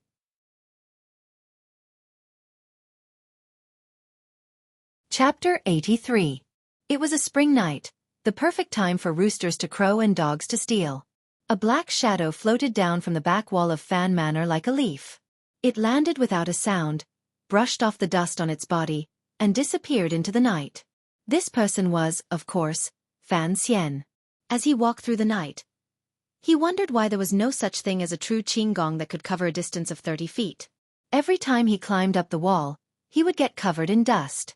Although the capital was bustling, there were very few places that still had lights at night. For example, there was Walong Alley, where there was a night market and a variety show. Another example was the pool by the Lujing River, where there were lights on the riverside in the middle of the night to welcome guests onto the boats. Most of the other streets were dark. Only the faint lights from the houses next to them would occasionally shine through the cracks in the doors of the houses and onto the streets made of limestone, forming a thin, dark line. Fan Xian walked through these indistinct and invisible lines, running in the dark. The cool night wind hit his slightly hot face, and it felt very comfortable. It didn't take long before he arrived at the alley next to the royal courtyard that he had visited earlier in the day. Looking at the small building in the courtyard, he frowned. There had to be some palace guards around. In Wu Zhu's words, he was at most a 7th-level Nigong cultivator, and a 3rd-level Nigong cultivator with exquisite control. If he wanted to rush in without alarming these masters, he had to be very careful. He had to see Miss Lin. Although he didn't know her full name, he had to tell her who he was, who she would marry in the future, and most importantly, her illness. It was quiet in the dark night. The sound of the night watchman had just started, and it would not be heard again for a while. Occasionally, there would be the sound of frogs croaking, which was slightly out of season. Fan Xian stood quietly behind the wall at the mouth of the alley, adjusting the Xueqi in his body. He let the tyrannical Xueqi slowly cover his entire body. With his lower back as the pivot, he perfectly controlled every part of his muscles and consciousness. He didn't know if Wu Zhu was beside him, but he knew that he couldn't rely on Wu Zhu for the rest of his life. No matter how powerful Uncle Wu Zhu was, there would be times when he could not take care of her. Otherwise, her mother would not have died back then. He rubbed his hands on his clothes to make sure there wasn't too much sweat on them. Then, he found an inconspicuous spot on the back wall of the royal courtyard. Xueqi slowly seeped out of his palms, and then retracted from the edge of his palms, forming a small depression. Just like when he was climbing the cliff outside Danzhou Harbor, he easily attached himself to the wall and slowly climbed up. This wall was 2 meters high, and it would be difficult for an ordinary expert to jump over it. Moreover, the wall was smooth, so the Imperial Guard's defense here was the weakest. No one would have guessed that the person who came to steal the incense today was actually a Spider-Man. Climbing to the top of the wall, Fan Xian put one hand on the wall and used the other to wipe away the cold sweat on his forehead. He thought, why did he have to take such a big risk just to see his wife? But now was not the time for regret. Looking up at the sky, he saw that Mei Yuer was about to disappear into the clouds, and he couldn't help but feel happy. The silver light suddenly dimmed, and with a whoosh, Fan Xian had already landed silently in the garden.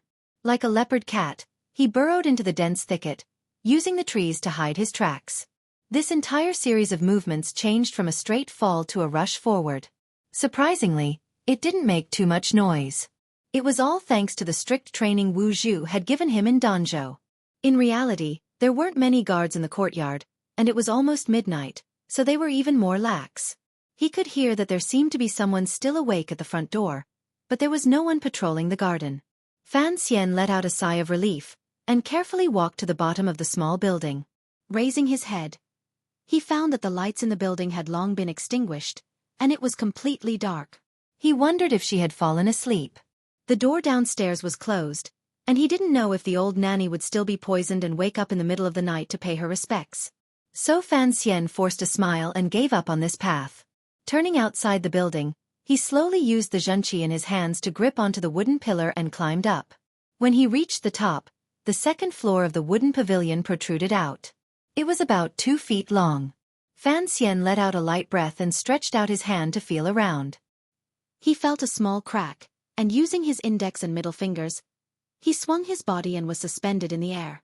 Using his waist and abdomen as leverage, he swung up like a bat and stuck tightly to the outside of the window. Fan Xian believed that the girl in the window must have understood the meaning of the last words he had said during the day, So with a face full of confidence and a smile, he gently pulled the window. It didn't move. He used a little more strength and pulled the window again. It still didn't open. Lin Warner had gone to bed early, but she couldn't sleep. She lay under the soft blanket, her hands clutching the corners of the blanket. Her eyes were wide open in the dark, staring at the ceiling above her head. No one knew what she was thinking. She immediately heard the movement outside the window, and her heart tightened. She didn't know what to do. She had never imagined that the young man would be so daring as to sneak into the royal courtyard in the middle of the night. She should have called for help, but she thought that if the guards rushed over, the beautiful young man would probably be sentenced to death. So she couldn't bear to do it. Biting her lip, she didn't know what to do. It's a good thing the window is closed. She comforted herself, thinking that as long as the young man couldn't come in, he would naturally retreat. That way, she wouldn't have to face a situation she didn't want to think about, and the young man wouldn't have to bear such a heavy crime. Unfortunately, things didn't go as she wished. There was a soft creak from the window, and it was pushed open. A young man dressed in black flipped in from outside, holding a slender dagger painted black. Lin Warner saw this scene through the gauze curtain, and she unconsciously wanted to cry out. But when she saw that face, that clean and untainted face she had seen on the altar of the Temple of Qing, she didn't know why, but she swallowed her cry. Fan Xian moved quickly, without a trace of the shyness a young boy should have in his first love. He turned around and closed the window, then walked to the bedside and pulled back the gauze curtain. A faint fragrance began to spread through the room. Lin Warner felt a little dizzy, but after smelling the faint fragrance, she immediately woke up. Only then did she realize that the young man had used a sleeping incense. She was shocked. Could this person be the legendary rapist? Endless regret began to well up in Lin Warner's heart. She opened her mouth, ready to call for help. Fan Xian did not feel this way at all. He was just happily preparing to wake the girl up. Unexpectedly, when he looked, the girl was still awake. A frightened expression appeared in her originally confused eyes, and her mouth was wide open. Was she preparing to call for help? He immediately woke up. His body floated, and he knelt on one knee on the bed. He covered Lin Warner's mouth with one hand. His palm touched her soft lips, and it felt ticklish. Don't shout, don't shout. This was the first time in Fan Xian's life that he had stolen incense, and he couldn't help but feel a little inexperienced. It's me, it's me, it's me. Lin Warner seemed to see that the young man didn't mean any harm. She gradually calmed down. Fan Xian moved his hand away and said quietly, "Don't shout." Lin Warner suddenly thought of the two strange fragrances, and asked anxiously, "What did you do to my servant girl?" Because the servant girl was sleeping on the bed next to them, she should have woken up after the commotion. Fan Xian explained quietly, "It's nothing. This incense has the effect of calming the mind. It's not harmful to the body. I just wanted her to sleep." Lin Warner felt a little more at ease. Looking at the clean, smiling face in front of her, she was a little happy, but also a little afraid. Who was this person, and what was his identity? Seeing the fear in her eyes, Fan Xian felt sorry for her. "Don't be afraid. I'm the doctor from this morning. Didn't I say before I left that I would come back tonight?" Lin Warner suddenly smiled sweetly. "Didn't you tell me to close the window?" Seeing this beautiful woman suddenly smile, Fan Xian's heart skipped a beat. Looking at her lips again, he had other thoughts. At that moment, he suddenly felt something cold on his neck.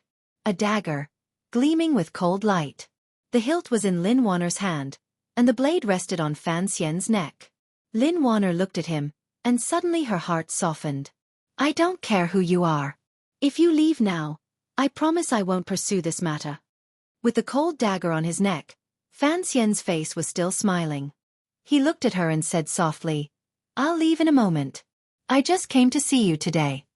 After saying this, he took out a package wrapped in oiled paper from his bosom, completely ignoring the sharp knife wound on his neck. Lin Warner, on the other hand, was afraid that she would accidentally cut him, and subconsciously moved her sword a little further away. Fan Xian tore open the oil paper and took out a fragrant chicken leg. Bringing it to her lips, he laughed. "That day at the Temple of Qing, I ate one of your chicken legs. I knew you liked it, so I brought it here for you." Lin Warner didn't know whether to laugh or cry. She wondered what kind of time it was for this young man to be so mischievous. If the guards found out a strange man was in her room, both of them would be finished. With a trembling voice she said, "Please leave." Fan Xian was going to play along with Xiaoyan's routine, but seeing Miss Lin in such a panic, his heart softened. "Don't be afraid. I won't hurt you." As soon as he said this, he felt something was wrong. Why did it sound like the lines of the rapists in the wuxia novels of his previous life? As expected, Lin Wanner's expression changed. She put the dagger to his neck and said in a trembling voice, "I don't care who you are. If you try to insult me with words, I'll cut you." Fan Xian realized that sneaking into a woman's room was indeed something that would ruin her reputation. But looking at Miss Lin's determined expression, he couldn't help but wonder if she was going to murder her husband.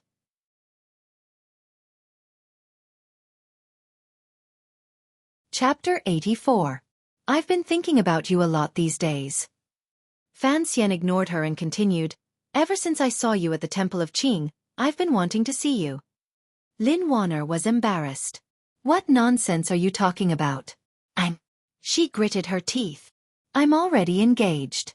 Besides, how could you sneak into a girl's room in the middle of the night? That's impudent and rude. You're engaged to the Fan family." "I know." Fan Xian looked at her with a smile. Lin Wanner thought of the first time she met this young man. She thought of the complicated feelings they had when they looked at each other in silence. She felt a pang of pain in her heart. "Since you know, why haven't you left? Do you really want someone to kill you?" Fan Xian stopped teasing her. He looked at her and said seriously, "I am Fan Xian." The deathly silence went on for who knew how long. Fan Xian felt a little awkward. He saw a tear fall from the corner of Lin Wanner's eye. She quickly wiped it away and said in a low voice, "Mister, please behave yourself." Fan Xian smiled bitterly. "I'm telling the truth. What do I have to do to make you believe me?" Lin Wanner looked at his face. After a long moment of silence, she said in a low voice, "You are Mr. Fan?" Fan Xian smiled and nodded, but Miss Lin still had a look of disbelief on her face. The moon in the sky had long since broken free from the shackles of the clouds, revealing its bright and beautiful face.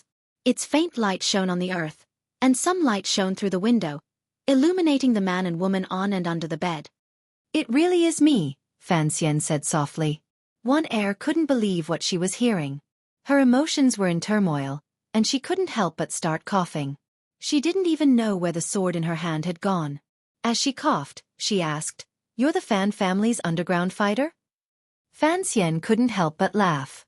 Seeing how weak she looked, he felt sorry for her and reached out to hold her wrist. He passed some zhenqi into her body and carefully adjusted her pulse. Hearing the words, "underground boxing," he laughed bitterly. "I only did it twice."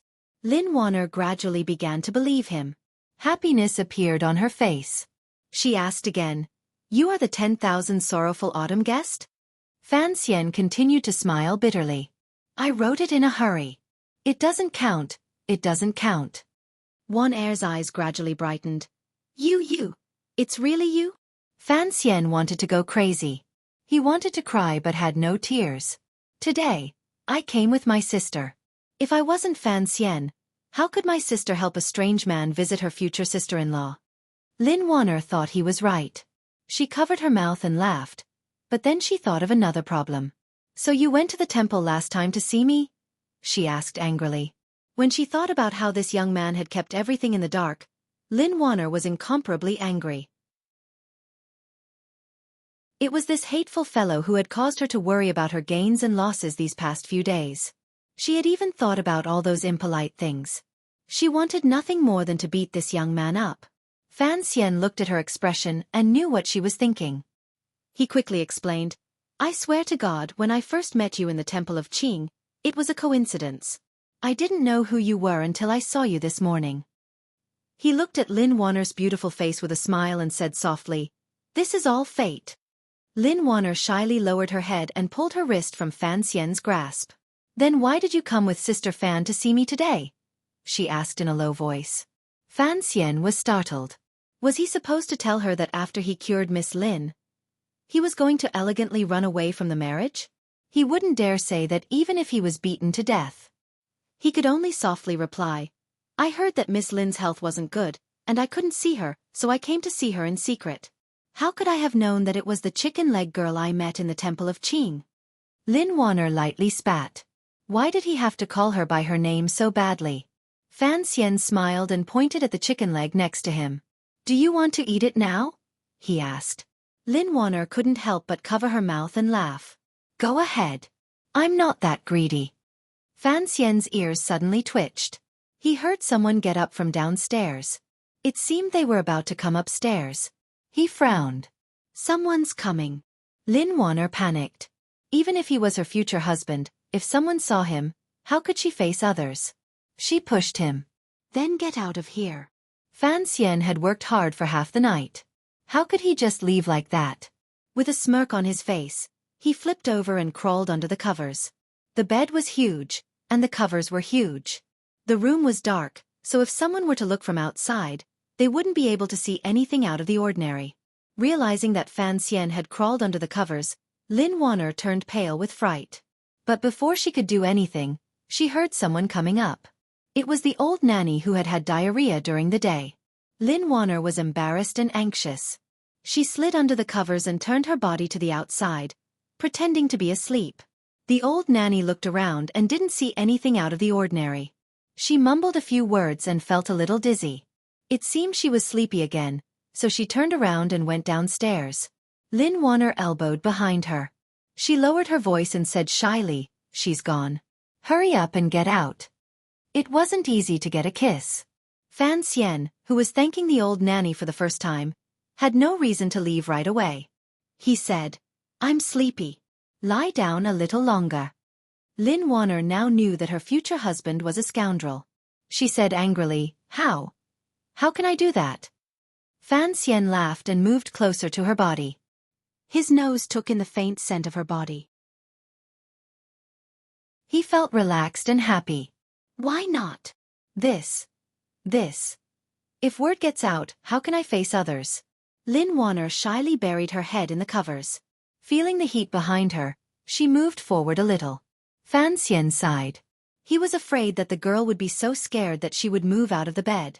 That would be a cold. He could only get up.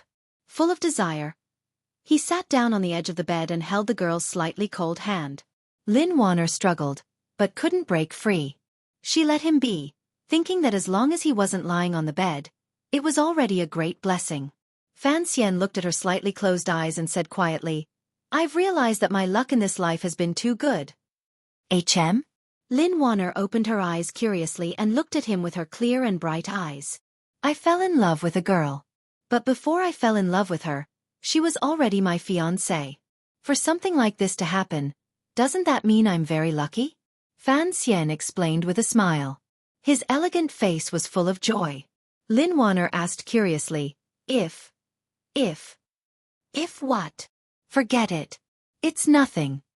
Lin Wanner bit her lower lip and suppressed the doubts in her heart. "There's something else I need to talk to you about." Fan Xian looked at the faint traces of sweat on her forehead and said with heartache, "What I said during the day was true.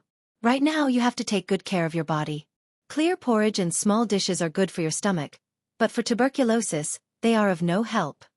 The girl had been pleasantly surprised today, and her crystal heart had long been trembling. When she heard the word tuberculosis, she immediately thought of her own illness, and instead became depressed. Her emotions were agitated, and her face darkened. She said sorrowfully, "The royal doctors have taken a look and said that this illness is not easy to treat. Although it's just tuberculosis, it won't kill people, but if I really am with you in the future, I'm afraid it will tire you out." Fan Xian suddenly looked at her seriously.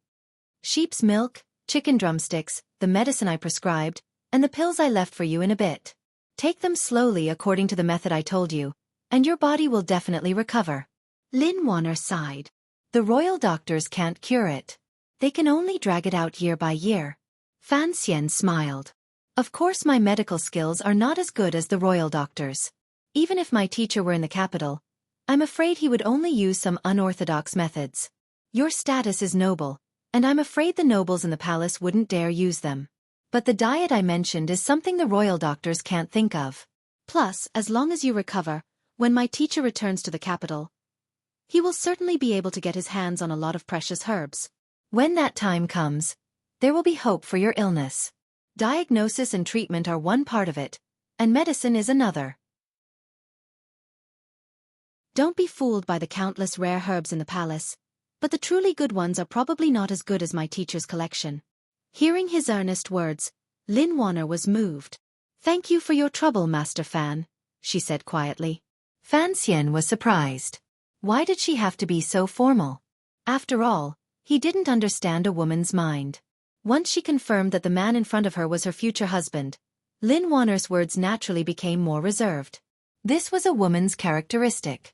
He was a little surprised. You still call me Master Fan? He asked with a smile. Lin Wanner was curious. What should I call you? Suddenly understanding what he meant, she blushed and turned away from him. In a voice as small as a mosquito, she said, That will have to wait until after we are married, then I'll change it. What I mean is, you can call me Brother Fan, Fan Xian said, stifling a laugh. Lin Wanner realized that she had been tricked. Embarrassed and angry, she wanted to reach out and hit him, but then she remembered that she had only met this man twice, and that he was still a stranger. She hesitantly stopped. Fan Xian looked at her thin shoulders. After we are married, let's go to the Tsong Mountains. It's higher up there, and there are hot springs. It's the best place for you to recuperate. Hearing the word married, Lin Wanner blushed slightly, but she still nodded. She didn't understand what he meant by higher up. Thinking of something else, she quietly asked, Is Master Fei really your teacher? Yes. Fan Xian smiled. I always thought that since Master Fei worked for the Overwatch Council, he would be a very low-key person. Who knew that he was so famous in the capital? Lin Wanner laughed. He was a meritorious minister during the northern and western expeditions. Of course he was famous. But people were afraid of his poisons, so they always avoided him. She looked at Fan Xian's beautiful face and asked curiously, How could Master Fei be your teacher? Fan Xian shrugged. Miss Lin, there will probably be a lot of trouble in the future. Right now, I don't even understand it myself. If you marry me in the future, I'm afraid there will be a lot of trouble. You have to think about it carefully. Lin Wanner smiled and shook her head. She knew that after this marriage, there would be a lot of exchanges and redistribution of benefits. At first, she had been very resistant to it, and her illness had worsened. But now that she realized that the heavens had eyes, that the young master of the Fan family was the one in front of her, she was already full of gratitude to the heavens. What other extravagant expectations could there be? Thinking of the recent uproar in the capital, she said, Master Fan, sometimes I really don't understand. You are the son of Count Sinan and a student of Master Fei of the Overwatch Council. How can you be so proficient in poetry? That's right. Was that line really written by you? Fan Xian didn't see any doubt on her face. He just asked a simple question. What's the matter? He asked curiously. A hint of anger appeared on Lin Wanner's face. The Empress Dowager liked that line very much, but there have been rumors in the palace that you copied the last 4 lines from a poet of the previous dynasty. She trusted the man in front of her, so she was a little angry. Only then did Fan Xian realize that the aftermath of the poetry conference had not yet settled. The lawsuit with the Guo family had not yet been resolved, and now there was this kind of accusation. But he had copied Du Fu, so he wasn't really angry. Instead, he saw that his fiancée looked tired, and he felt sorry for her. So he gently patted her hand and told her to stop talking. I'll come to see you often. But what if someone finds out? Yes, I'm really worried that if someone finds out, my strange uncle might kill them all. That's a problem. I'll have to talk to him tomorrow. Fan Xian's hair stood on end, thinking that such a terrible thing could really happen. Lin Wanner looked at his face, refusing to close her eyes. But in the end, she couldn't stop herself from falling asleep. The next morning, Lin Wanner woke up in a daze under the warm blankets. She opened her eyes, rubbed them, and found that they were particularly energetic.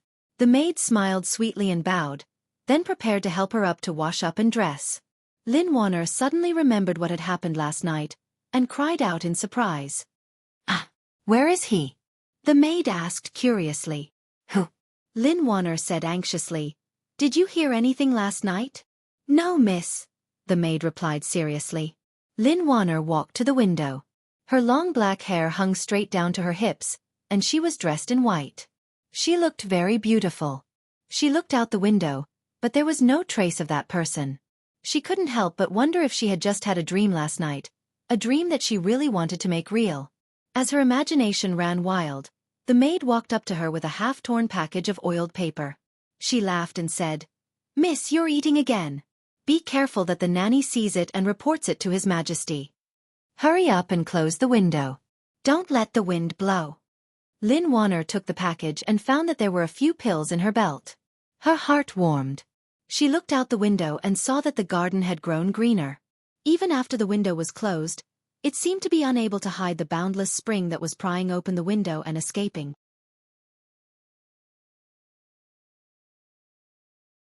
Chapter 85. We, the common people, are so happy today. Really King happy.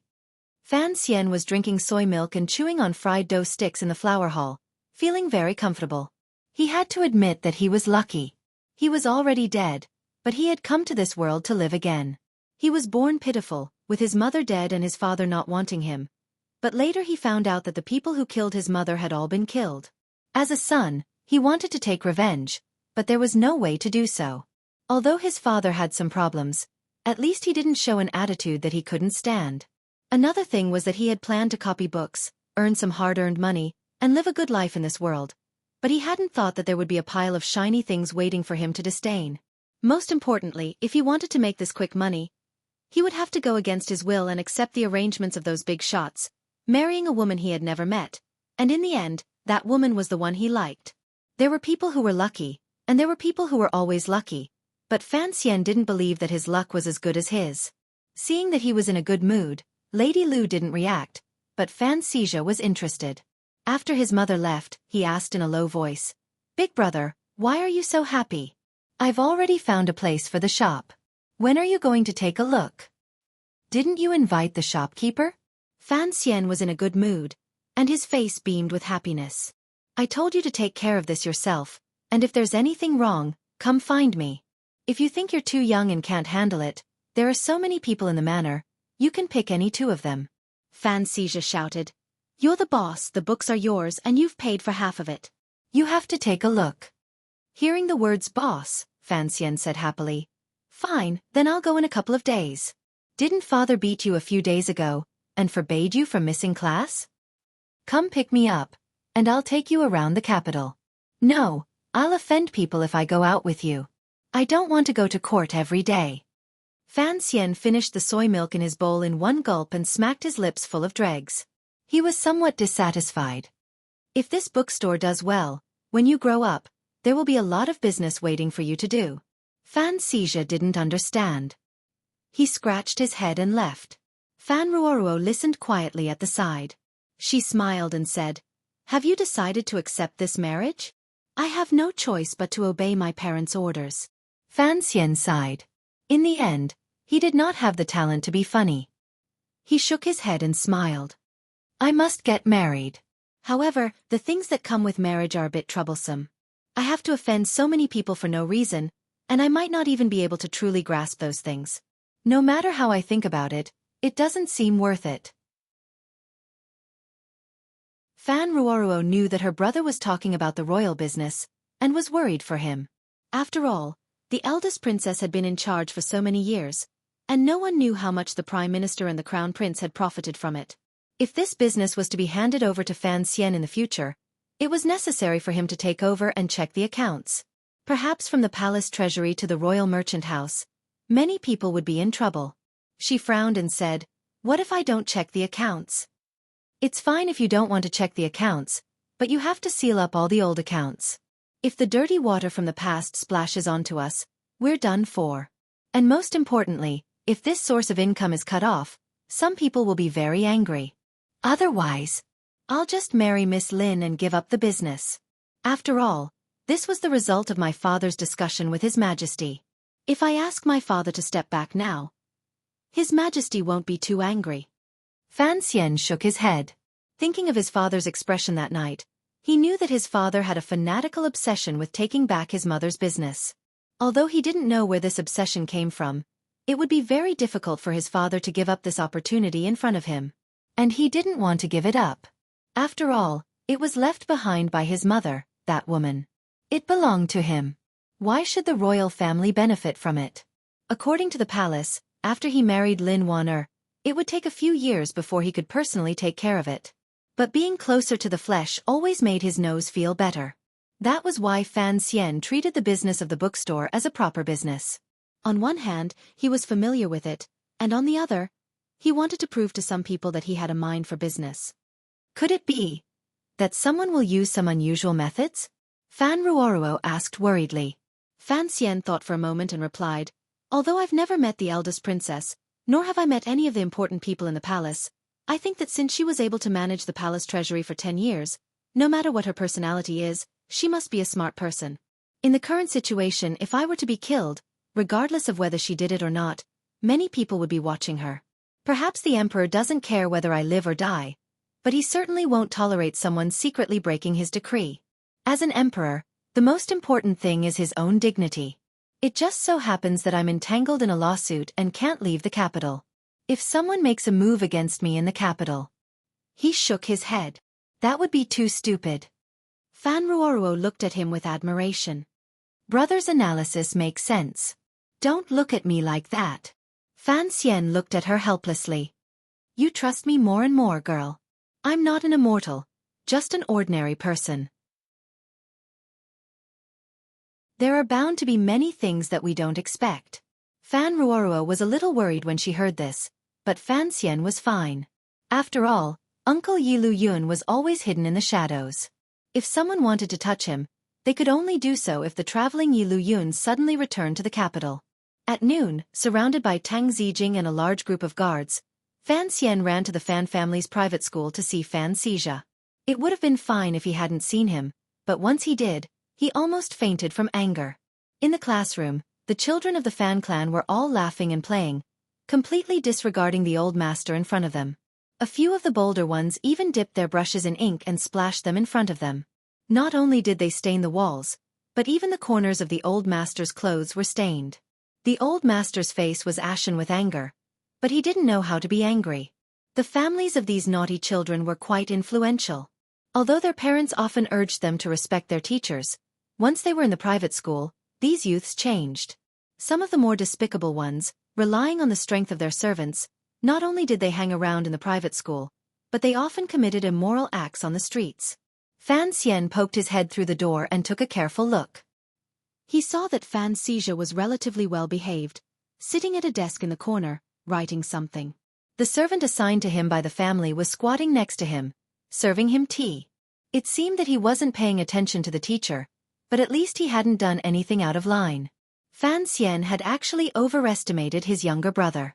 If Fan Xija's mind hadn't been tied up by something even more interesting, he feared that he would have been even more impudent than the unworthy children in the room. Fan Xian called Fan Xija out of the room and asked with a calm face, "This is where you study?" Fan Xija didn't know why he was unhappy, and replied angrily, "Yes, what about it? You should be the leader." Fan Xian had great faith in his leadership skills.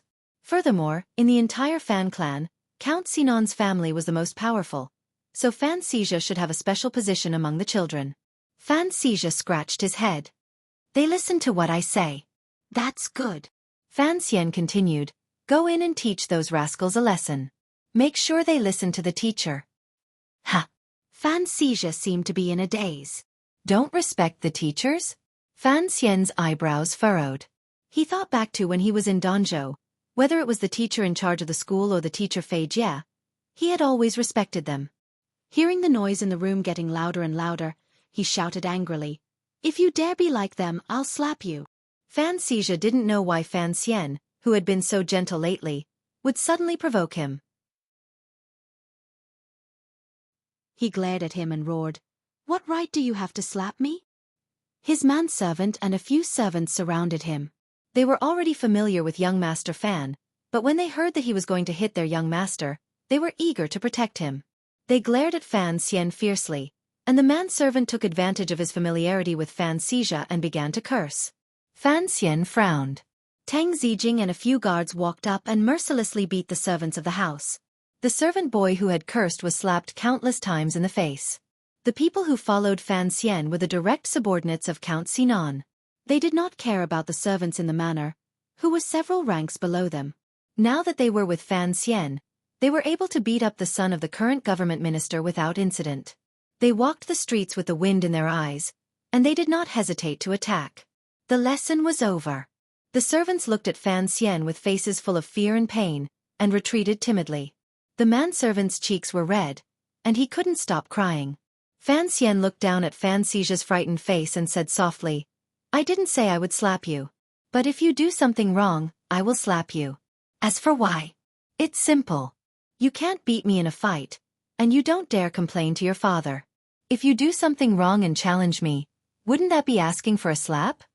Seeing that Fan Xian didn't seem to have any intention of hitting him, Fan Xija let out a sigh of relief. He was still the son of an influential family who didn't care about his servants, and he didn't take Fan Xian's beating of his own men too seriously.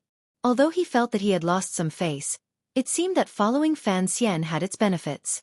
Thinking back to his nature as a businessman, he realized that it was better not to offend Fan Xian. "Go in and tidy up the order inside. I'll wait for you outside. Didn't you say you wanted to go look at the shop?" With that, Fan Xian waved his sleeves and walked out the door of the private school. The people of the Fan clan, who were waiting outside, couldn't help but click their tongues in wonder when they saw what had happened. They thought that the illegitimate son of Count Sinan was so powerful that he dared to bully the legitimate young master of Count Sinan's household in broad daylight. They looked at him with fear. Fan Xian didn't pay any attention to them. He sat on the bench outside the door and waited.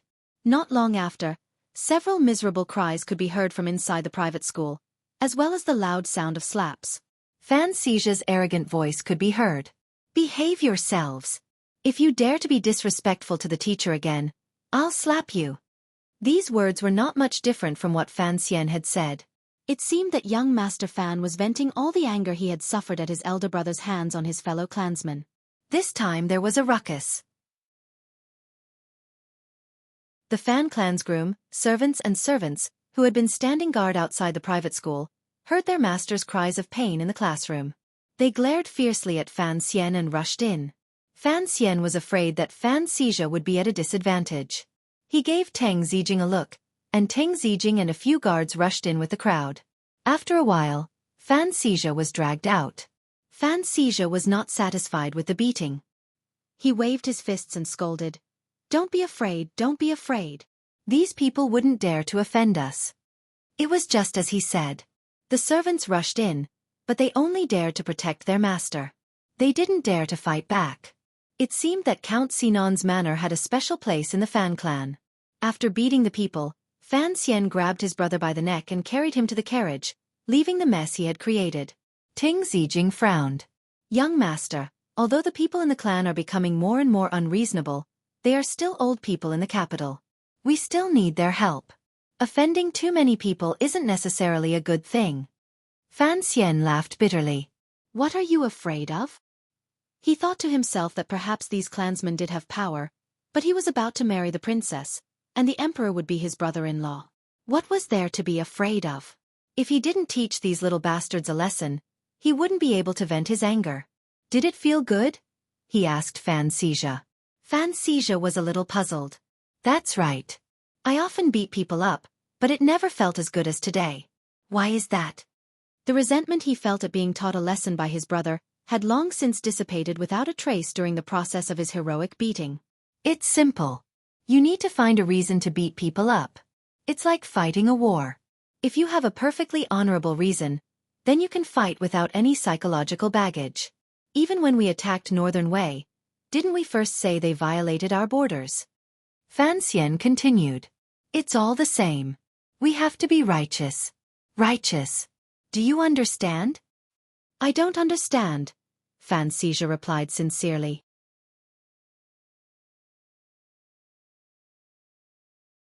Chapter 86. Arriving at the bookstore on Dongchuan Road, Fan Xian and the others took a good look and found the location to be quite good.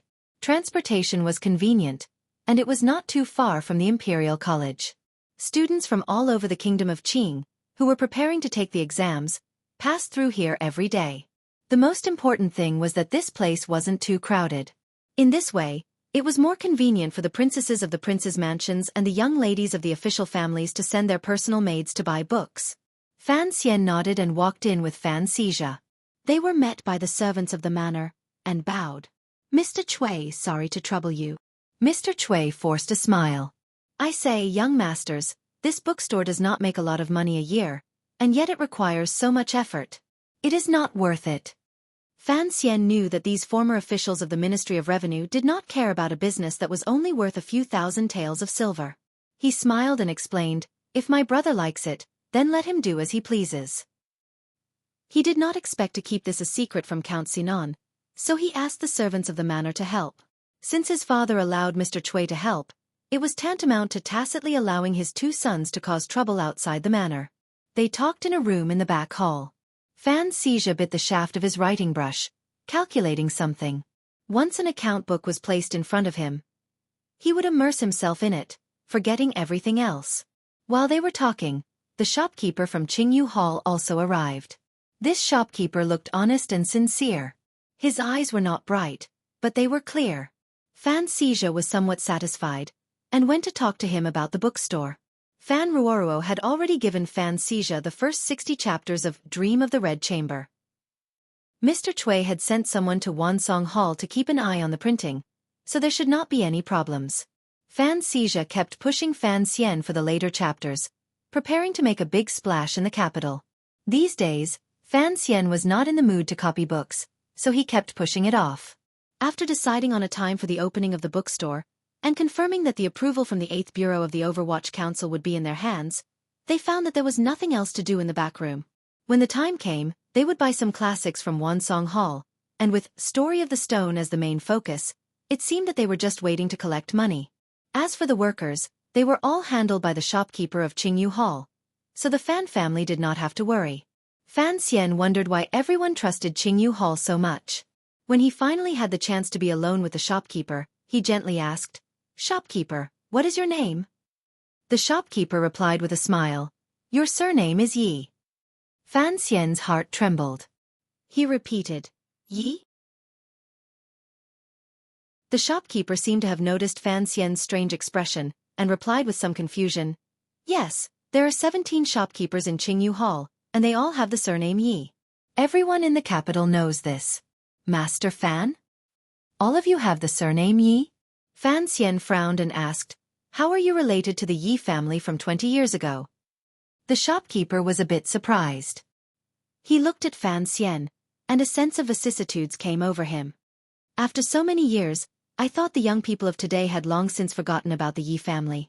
"That's right, we were all shopkeepers of the Yi family back then. Later on, the Yi family ran into some problems, and all of their businesses were lost to the palace. We were supposed to leave and find our own way out, but for some reason, the court didn't allow us to run our own businesses. That's why we're in such an awkward situation now. We can only manage the businesses for others, but we can't buy our own shares. This is how Qingyu Hall came to be." Fan Xian looked at the shopkeeper again. He knew that the shopkeeper had been his mother's subordinate, and he couldn't help but feel a sense of familiarity. He asked curiously, "After the Yi family was in trouble, did the court not?" He didn't finish his sentence, but the shopkeeper understood what he meant. They said to cut weeds and eliminate roots. Since the court had taken over the Yi family's property, they had no intention of keeping these old people alive. The shopkeeper didn't know why, but he also felt that the young master of Fan Manor in front of him was very familiar. He thought for a moment and replied, "We also felt that it was strange. So these years we have lived in fear. The court did not allow us to leave the capital, so we were afraid of what would happen one day. Take me to Qingyu Hall one day." Fan Xian suddenly found a place in the capital that was related to his mother's past, and he couldn't help but be surprised. He grabbed the shopkeeper's shoulder and said, "I have many things to ask you." After returning to Fan Manor, Fan Xian sat in his father's study and told him what had happened that day. He asked curiously, "Qingyu Hall, are they really the old people of the Yi family?" "Of course they are." Fan Jian stroked his short beard, as if reminiscing about the past. He said slowly, "These people are actually not simple. Back in the day, they were all shopkeepers of the Yi family in various provinces. However, Your mother offended the nobles and met with misfortune. You know how glorious the Yi family was back then. For a time, the court panicked. If the Yi family fell, I'm afraid the Qing kingdom would be in chaos for many decades. So in the end, they came up with a compromise. First, they took the Yi family back to the royal family. At least in name, they cut off the possibility of the officials taking advantage of the situation to extort them, and then, Fan Xian cut him off. How did the people who killed my mother die in the end? This was a question he had always wondered about. Fan Jian looked him in the eye and said coldly, "You are young. You probably don't remember what happened in the Qing kingdom 14 years ago." "I remember." Fan Xian frowned. 14 years ago, it seemed that someone wanted to change the world, to pull His Majesty down from the throne. So in the end, a lot of things happened. There was a month of killing in the capital, and most of the original nobles were killed. Blood flowed, and the heads of the nobles were placed on the city walls for a mile. That was the so-called month of blood in the capital. Although I have never experienced it, I have heard Teacher Fei talk about it many times. "Correct," Fan Jian said in a cold voice. "During this purge, all those who participated in the plot against the Yi family were killed by us." Fan Xian noticed the word "we" in his father's words. "Who are we?" he asked carefully. "Me and Chen Pingping, of course." Fan Jian smiled. "This was probably the most successful operation we have ever carried out in the 20 years we have followed His Majesty. The Fan family also used this incident to rise to power, and the Overwatch Council, because of the terrifying role they played in this incident, firmly established their influence among the officials." Fan Xian sighed. "So the cause of this incident was Father and Sir Chen seeking revenge for my mother. What happened next?" Fan Xian asked about the Yi family. "As I said before, the Yi family's businesses were taken into the palace treasury. This was the best way to stabilize the court at the time. The court was full of civil and military officials, and they could not come up with a more effective suggestion." Fan Jian explained, "The problem was with those shopkeepers. They were all taught by your mother. Although they were far from being as wise as your mother was, if they were left alone, who knows if a second Yi family would appear. So His Majesty decided to gather them all in the capital. He had them train some people to take over those businesses, but he did not allow them to own real businesses. That is how the capital's famous Qingyu Hall came to be." "If you want to do business, they are a good choice," Fan Xian said sadly. "Because of this reason, these shopkeepers were forced to stay in the capital for more than 10 years. How tragic. Father, if we use these shopkeepers, won't it attract the attention of the court?" Fan Jian shook his head. "Using the shopkeepers of Qingyu Hall has always been the favorite method for the private businesses of the various princes. The court doesn't care about this, but if you want to gather all 17 shopkeepers of Qingyu Hall, it doesn't seem necessary. If the court is really afraid of this, why did they not kill all of them in the beginning?" Fan Xian asked his own question. Fan Jian looked at his son and smiled. "When something happened to your mother, I was fighting with His Majesty in the west. Chen Pingping went to the border between our country and northern Qi to carry out a secret mission. Halfway through, he came to his senses and returned to the capital. That is why this happened. If we have already returned to the capital, and these people are still killed, then you underestimate your father's power." Lu Shi knocked on the door, and the father and son stopped talking. Fan Jian let her in. Seeing the bowl of fruit juice in Lu Shi's hands, Fan Xian knew that it was late, and that it was time for his father to go to bed. He stood up and prepared to leave. But Count Sinan waved his hand for him to stay, and Lu Shi went to rest. Before Lu Shi left, Fan Xian caught a glimpse of worry in her eyes, and knew that she was worried about her husband's health. He couldn't help but frown, thinking that this woman really did have some affection for his father. It was a pity that she was too cruel to do such a thing all those years ago. He knew that if his father did not want him to leave, he must have something important to tell him, so he listened attentively. "Tell me about the recent situation in the court." Count Sinan picked up the warm fruit juice and slowly drank it. "I know you still resent the fact that Lu Shi sent people to poison you 4 years ago." Fan Xian was startled. He did not understand what the situation in the court had to do with Lu Shi, nor did he expect his father to so bluntly bring this matter up. For a moment, he did not know what to say. The two matters are actually related. Fan Jian knew what his son was thinking. 4 years ago, Lu sure made her move because Xia was getting on in years, but he was becoming less and less serious. I had not been able to bring her up, and she could not help but feel a little hopeless. In a moment of blindness, she made that decision. But more importantly, it was because she had entered the palace once and received a guarantee from someone that once you died, Fan Xia would inherit everything of the Fan family. Entered the palace? Whose guarantee could make her disregard her grandmother's life? Fan Xian asked coldly.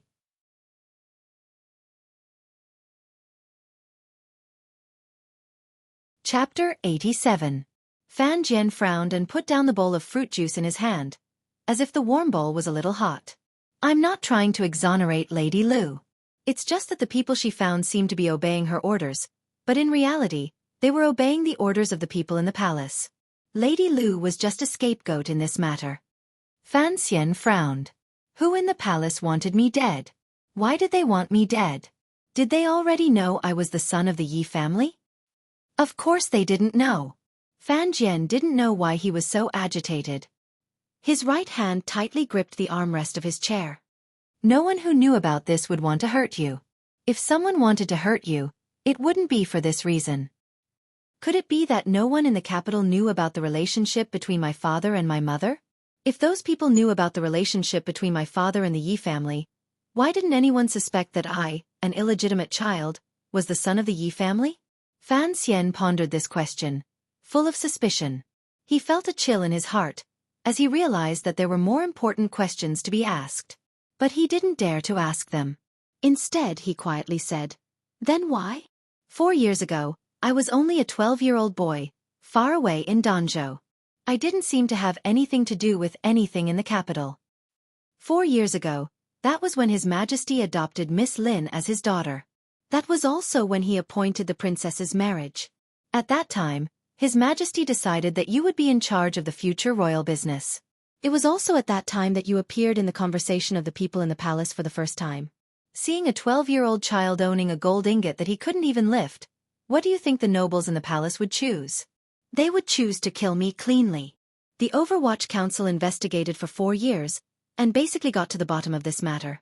Unfortunately, there was no evidence, so they couldn't do anything to those people."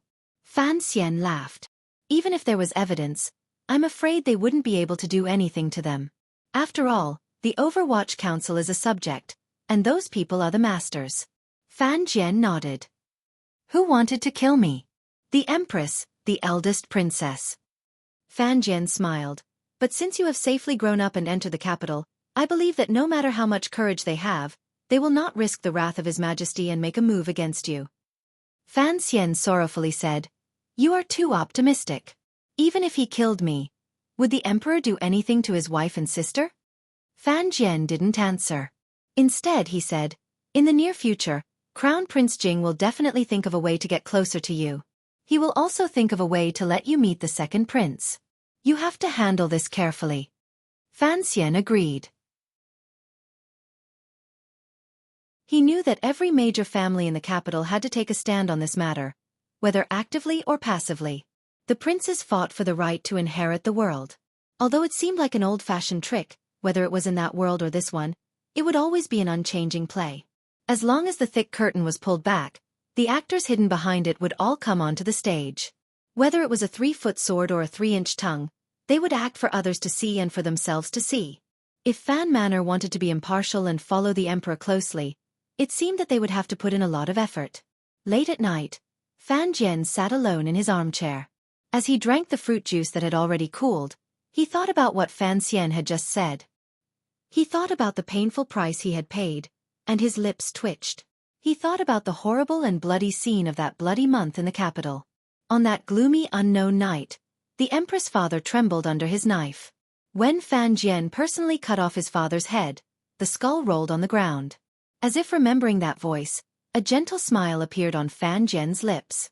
In the days that followed, Fan Xian lived a carefree life. Every day, he enjoyed the treatment of a young master in the manor. Occasionally, he would slip out to Dongchuan Road to see how the planned bookstore was progressing. He gradually became familiar with the shopkeeper, whose surname was also Yi. Everything went smoothly, so Mr. Cui returned to Count Sinan's side. And every other night, Fan Xian would slip out to the royal courtyard, climbing over the wall with familiarity. But now the window was no longer closed, and the drumstick girl was always waiting for him. The reason why he often went there was not because he was in love with her, but because Lin Wan'er's illness could not be delayed any longer. The people of the royal family were all blockheads. Fortunately, after receiving bribes from Count Sinan's manor, who knew how many twists and turns, the imperial physician finally agreed that a little oil was good for the princess' health. Fan Xian often went there to deliver food, as well as his own pills. Because he was afraid that it would conflict with the medicine prescribed by the imperial physician, the medicine was very gentle. Apart from that, he also brought along a lot of delicious food to satisfy his fiancée's little mouth, which was gluttonous with each passing day. After a few days like this, Wan Er's body clearly showed signs of improvement. Her face gradually became rosier, but it wasn't the unhealthy bright red that she used to have. Furthermore, the flesh on her body had also increased, and her cheeks were clearly rounder. Lin Wan'er felt a bit of a headache, but Fan Xian was incomparably happy. After they were married, wouldn't he be able to play with his favorite baby girl every day? The guards in the courtyard were a bit lax, and Fan Xian had been trained by Wu Zhu to climb walls in Danzhou. So no one discovered that he was secretly feeding her medicine every night. But Lin Wan'er's illness could not be cured completely.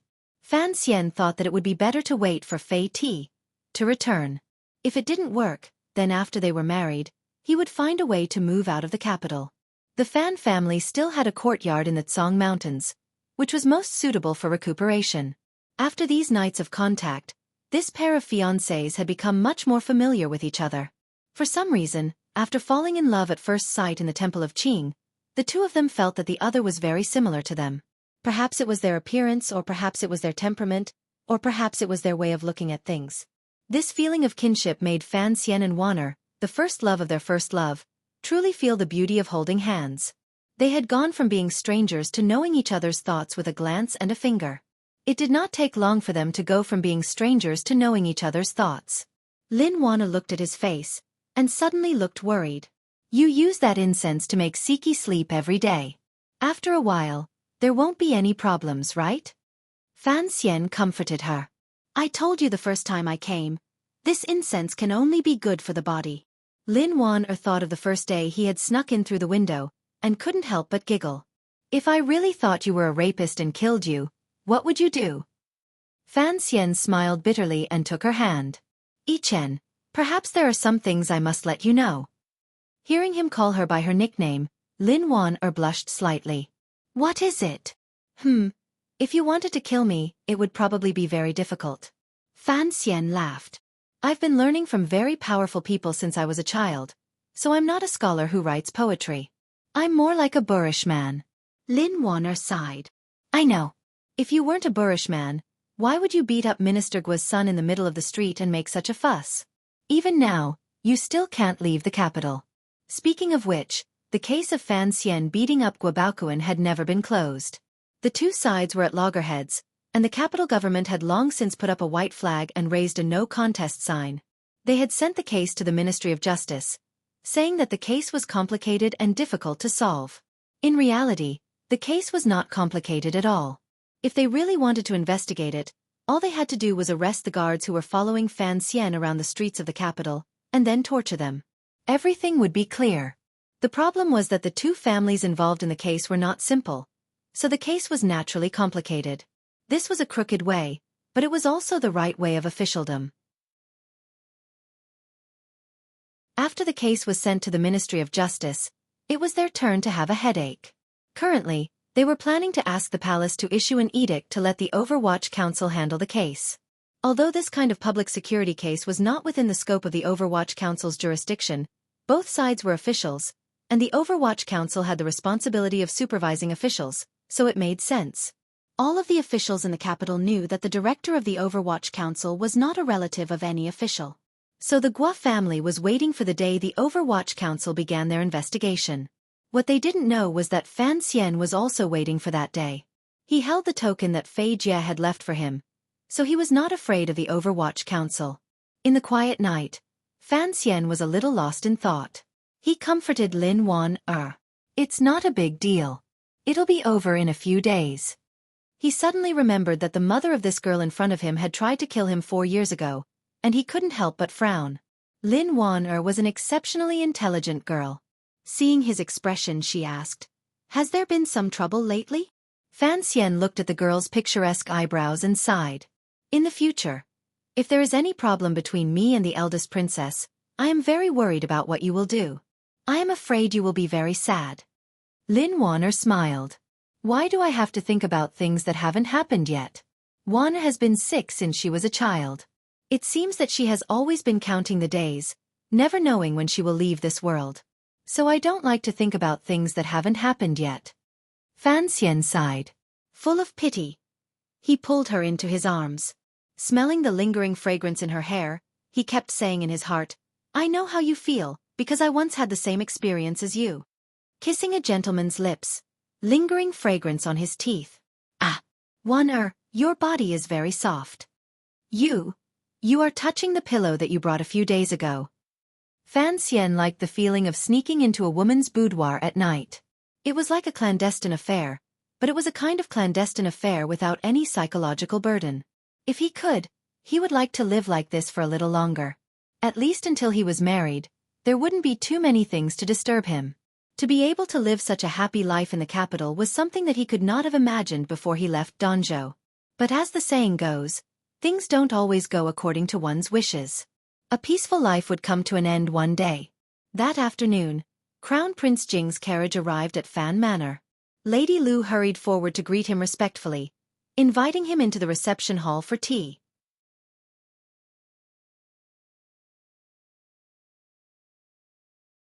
Chapter 88.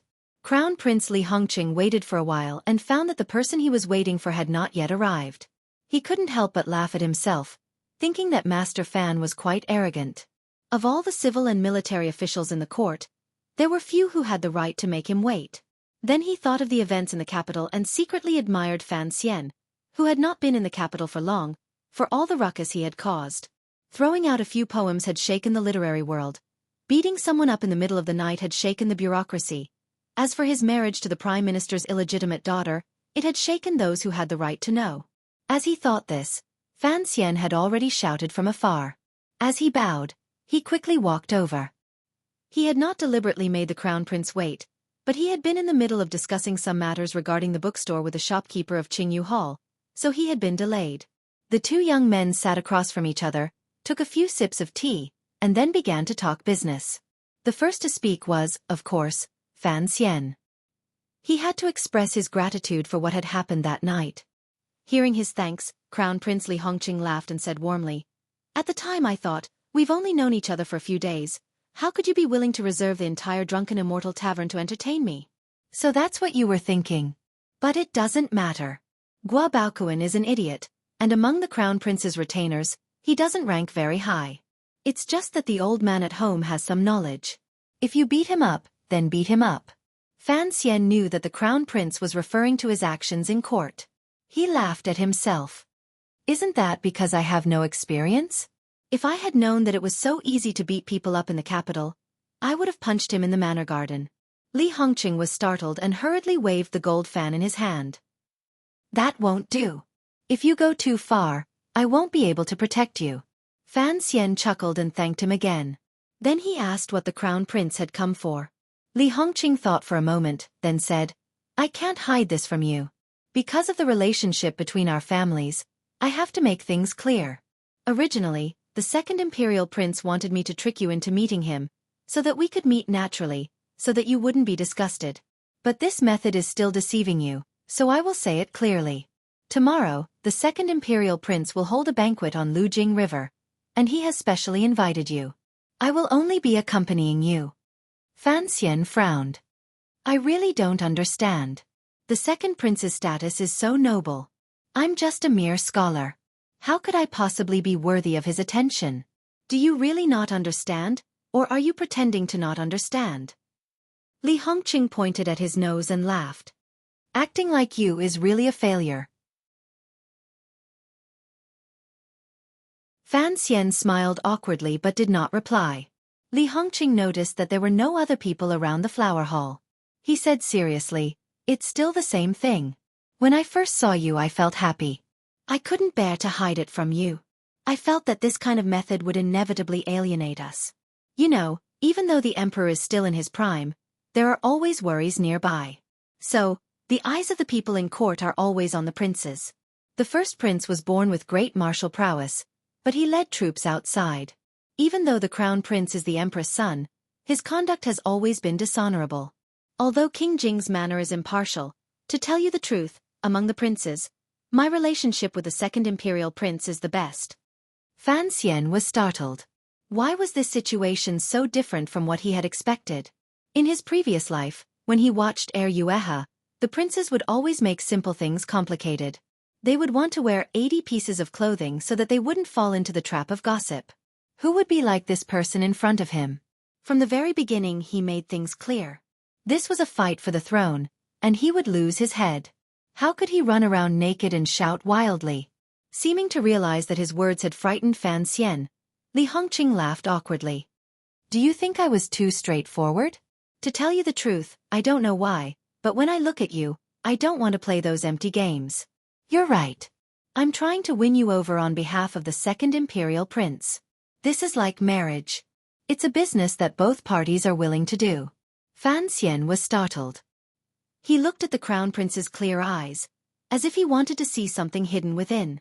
He couldn't tell if the crown prince was a gentleman with a heart as clear as the moon, or if he was a strategist who used honesty as a way to win people over. But no matter what, the crown prince had already chosen the right side. Running around naked was one thing, but Fan Xian had no power in the capital, and no manpower. He would never dare to take off his clothes and hug the crown prince's arm. He smiled. May I know clearly why the second imperial prince wants to see me? It's because of the marriage in October. Li Hongqing was still very frank. He smiled and looked at him. After next year's competition, if you show the appropriate ability, the emperor will give you the right to manage those industries. For us, this is a great thing. First of all, there will be a lot less money coming into the accounts, and some things will be inconvenient.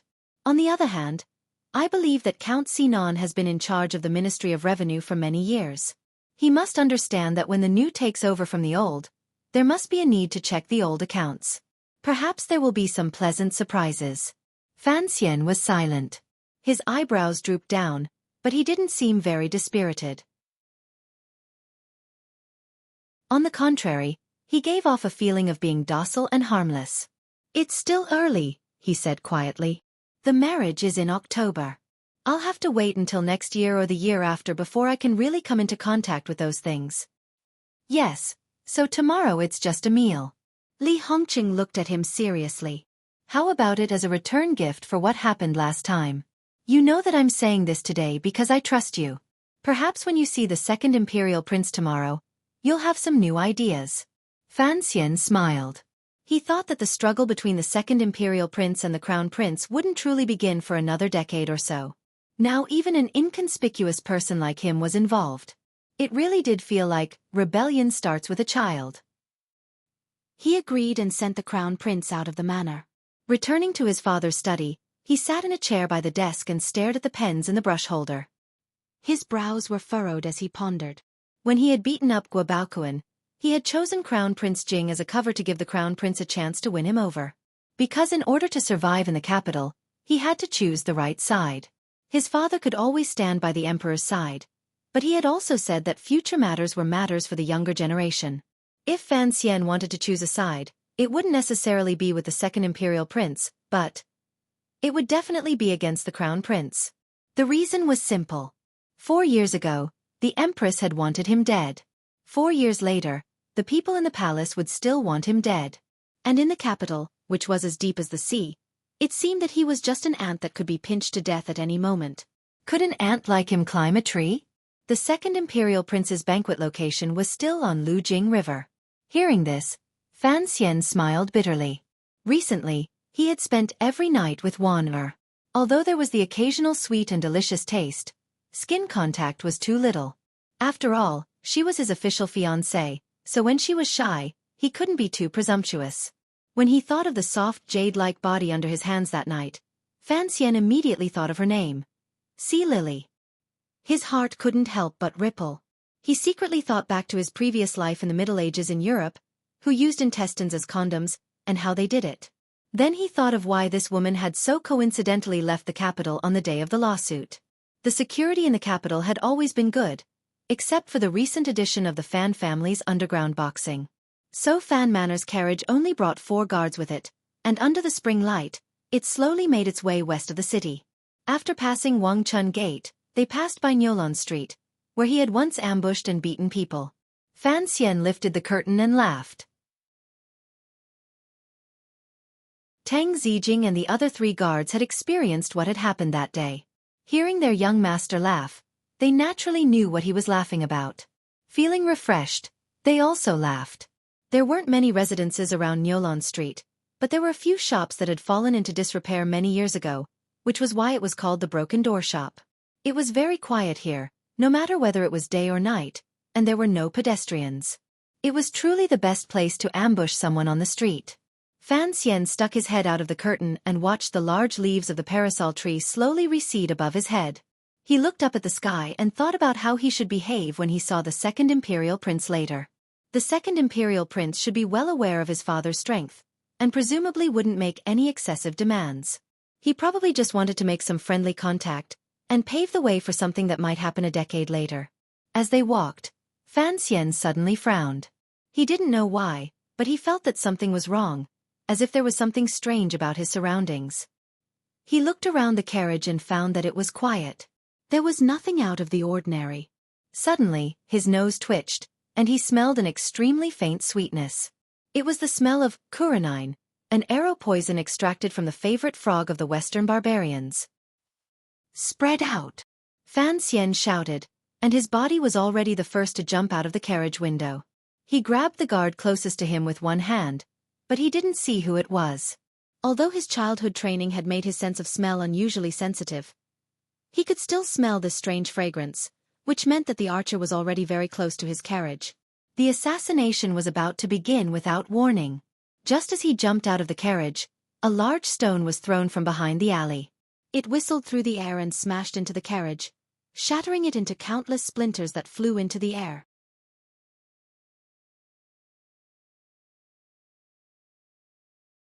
Chapter 89. With a loud bang. No one knew who had such godly strength to actually be able to throw such a large stone over the high wall. The carriage was smashed to pieces by the huge stone, and then a rain of arrows came, fiercely stabbing into the carriage. If Fan Xian had not seen the opportunity and escaped quickly, even if he had been hiding in the carriage and could rely on his nimble movements to keep his life under the stone, he would have been immediately shot to death.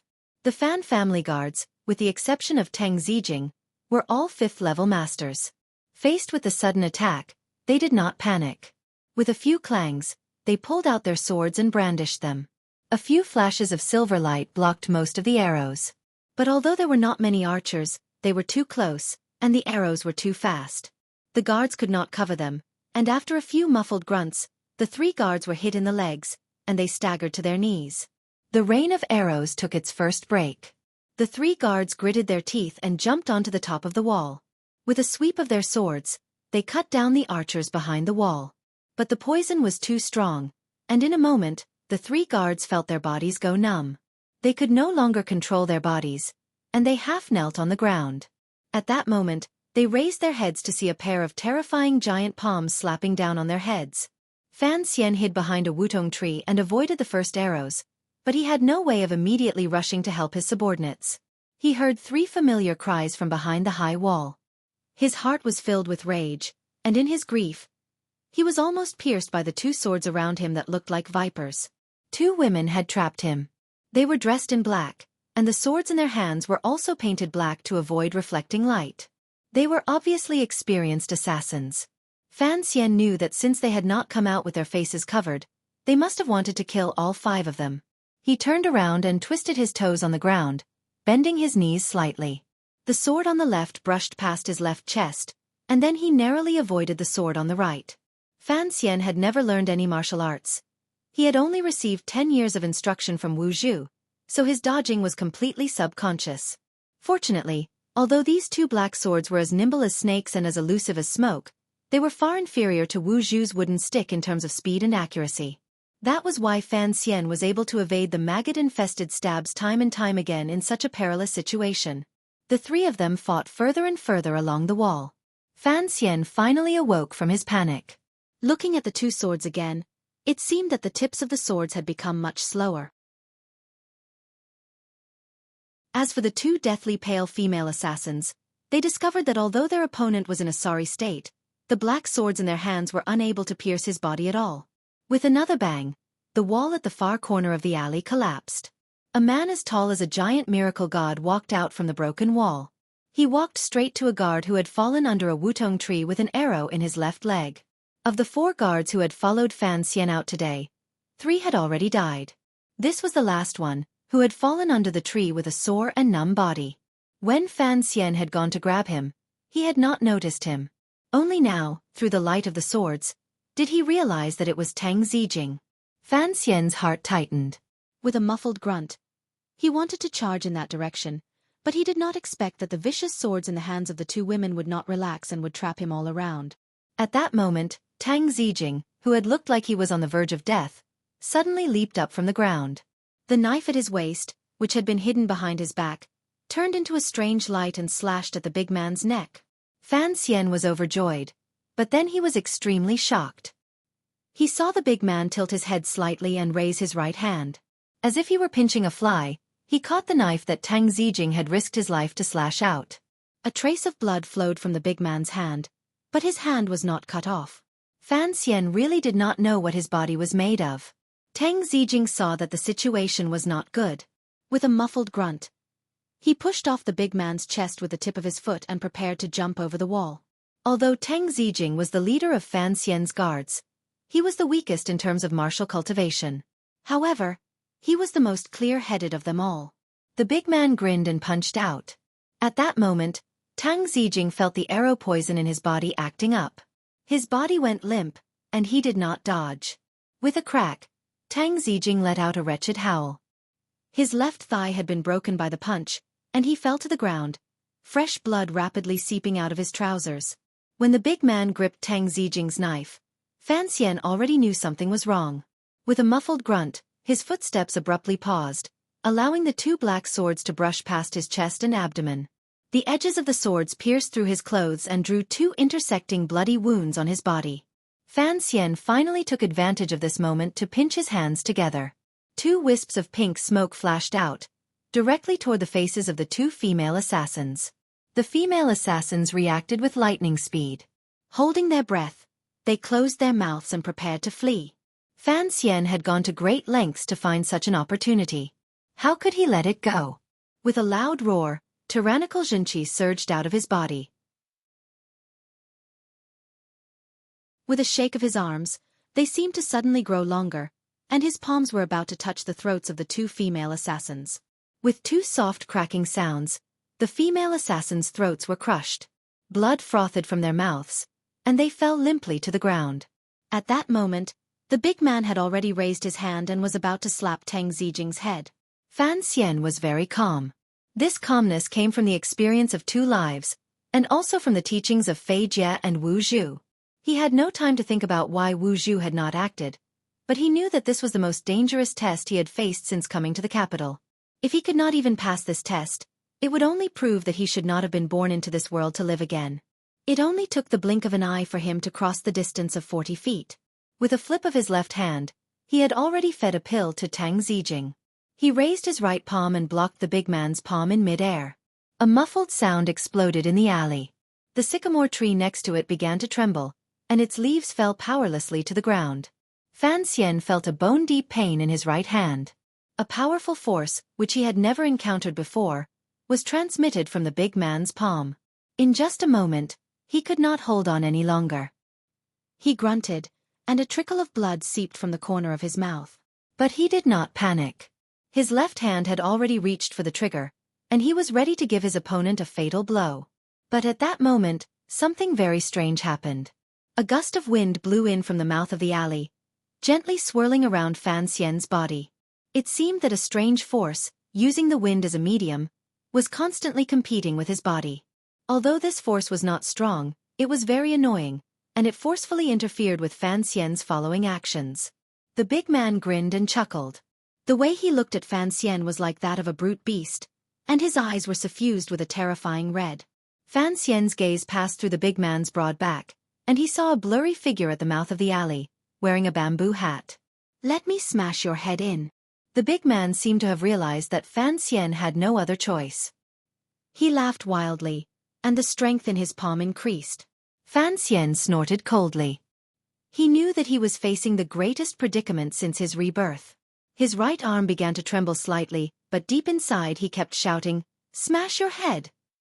In this moment of life and death, the Xueqi that had been circulating throughout his body, which seemed to have long been as calm as a lake, seemed to have encountered some sort of provocation, and could no longer calm down. A vast wave of Xueqi gushed out from the snow-capped mountain at his back, and along the small circulation in his body, it suddenly poured into his right arm.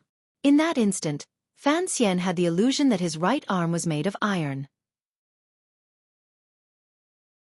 The powerful collision of Xueqi caused the two palms, which were quite different in size, to separate by about an inch. Then, they fiercely collided again. There was a loud bang, followed by countless sharp whistles. Countless thin streams of Xueqi appeared around the two men, and they tore the wutong leaves floating in the air to pieces. "Die!" Fan Xian roared. With terrifying control, he pulled back his fist and punched out in a straight line, striking the big man's abdomen. A strange expression appeared on the big man's face. He opened his mouth, and Fan Xian's face was covered in blood. His abdomen had clearly caved in. But no one could have imagined that this big man's life force would be so tenacious. After receiving such a heavy blow, he still stood firm and did not move. Instead, his large hand like a fan, fiercely slapped Fan Xian's right shoulder. Fan Xian's right shoulder immediately became like tofu that had been wiped by a black blind man. It was a mess, and blood flowed freely. But Fan Xian's ruthlessness finally exploded today. After receiving such a heavy blow, he only cried out in pain. His whole body borrowed the force of the blow to throw himself into the big man's arms. His left hand had already pulled out a slender dagger, and he viciously stabbed it into the big man's throat. Then, he forcefully pulled it down. First, a large hole was smashed into the big man's abdomen, and immediately after, his chest was split open. Messy internal organs rushed out, and fresh blood and abdominal fluids wrapped around the muscles and intestines flowed onto his feet. He didn't dare believe his eyes. He raised his head to glance at Fan Xian, and then he fell backward. Like a large tree. He smashed into the ground with a buzzing sound. The entire world was silent. Fan Xian panted, maintaining a standing posture with great difficulty. He looked at the blurry figure wearing a bamboo hat at the mouth of the alley.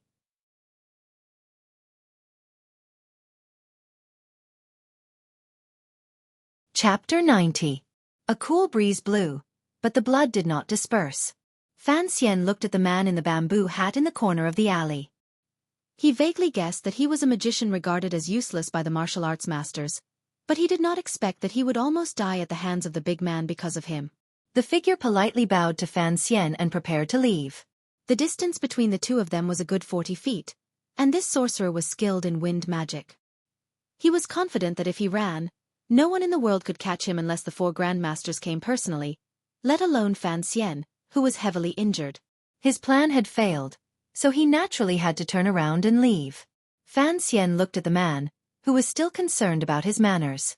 He threw down the slender dagger, raised his left arm, and gently pulled at the spring. At the entrance of the alley, the figure fell to the ground, clutching his throat. With a pained howl, he died immediately. A fine crossbow bolt was stuck between the fingers of the corpse. Idiot! Fan Xian fed Tang Zijing a pill, and the poison from the arrow was somewhat cleared. He had already woken up, but the remaining poison had not been dispelled. He would certainly have to return to the manor to treat it. Fan Xian's beautiful face was now very pale, stained with the blood of the big man. He looked particularly frightening. He looked at the awakened Tang Zijing and said, "Pinch this place." He pointed to a place at the base of Tang Zijing's thigh, which was the main artery. Tang Zijing's thigh was already broken, and his face was pale from the pain.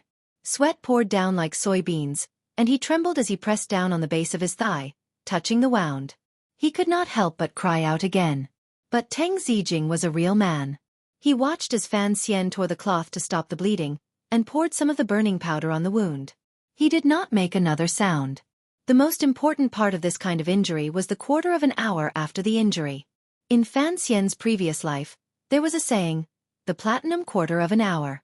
Fan Xian nervously finished the treatment and confirmed that Tang Zijing would not die.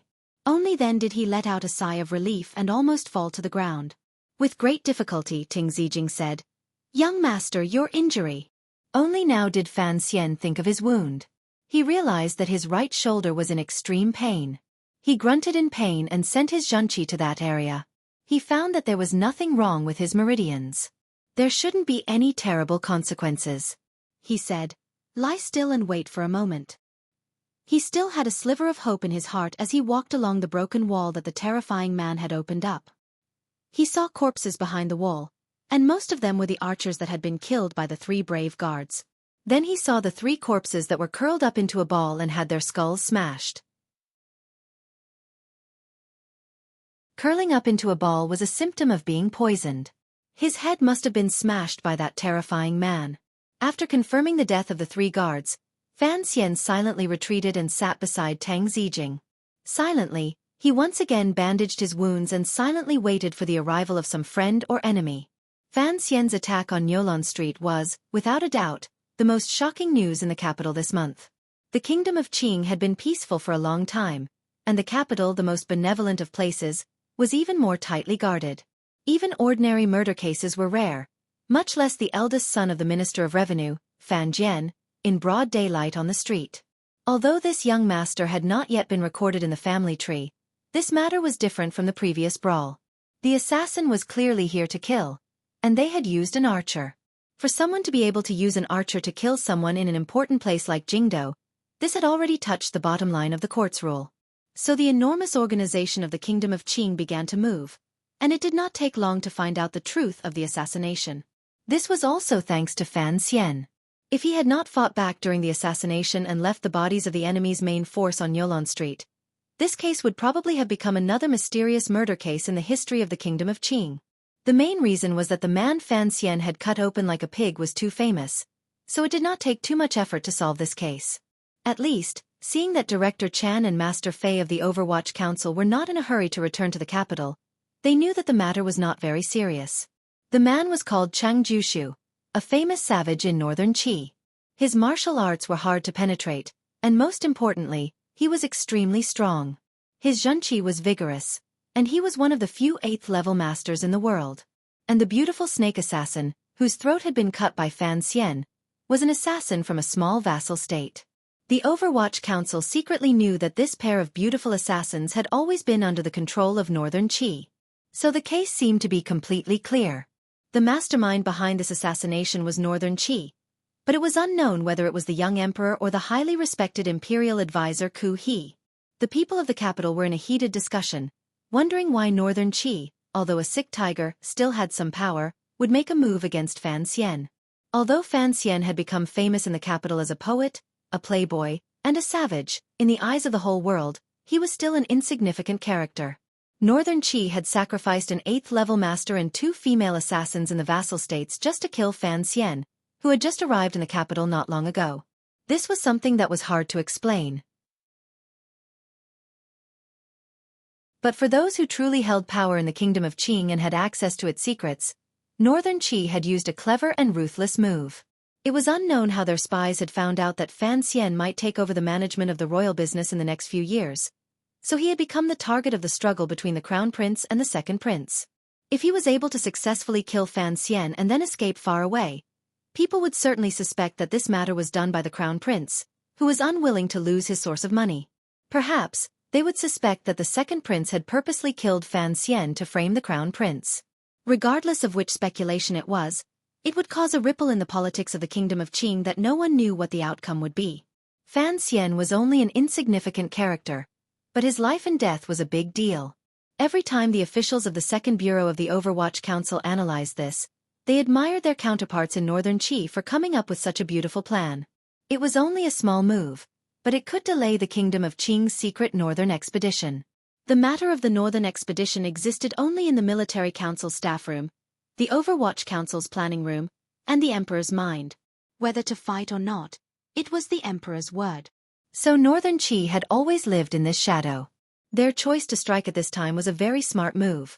Of course, the premise was that they could successfully kill Fan Xian without leaving behind any clues. However, Northern Qi had not expected that this seemingly unremarkable character would possess such great power. The 4 bodyguards by Fan Xian's side were all Count Sinan's private collection, each of them at the 5th level of strength. That was why they were able to wipe out the archers despite being poisoned. Of course, the most frightening of all was the beautiful illegitimate son, who was able to kill 2 female assassins, famed for their poison, and the 8th level master Cheng Jushu. As for the sorcerer, no one cared. He was of little value. The Overwatch Council and the Ministry of Justice have jointly signed a report, confirming that it was Northern Qi who did it. The second prince arranged for you to meet on the Lujing River. He thought you liked Sea Lily, so he chose the Drunken Immortal Tavern. But no one could have guessed that the Drunken Immortal Tavern was a spy that Northern Qi had placed in the capital. Count Sinan sat in the dark bedroom, looking at his son lying on the bed. He spoke calmly. I know you are angry, but since you are fine, and those assassins died at your hands, this matter is over. It's over? Fan Xian felt a chill in his heart. Where is Sea Lily? On her way to the north, she was intercepted by the 4th Bureau of the Overwatch Council. She is currently being escorted back to the capital. I hope she doesn't die.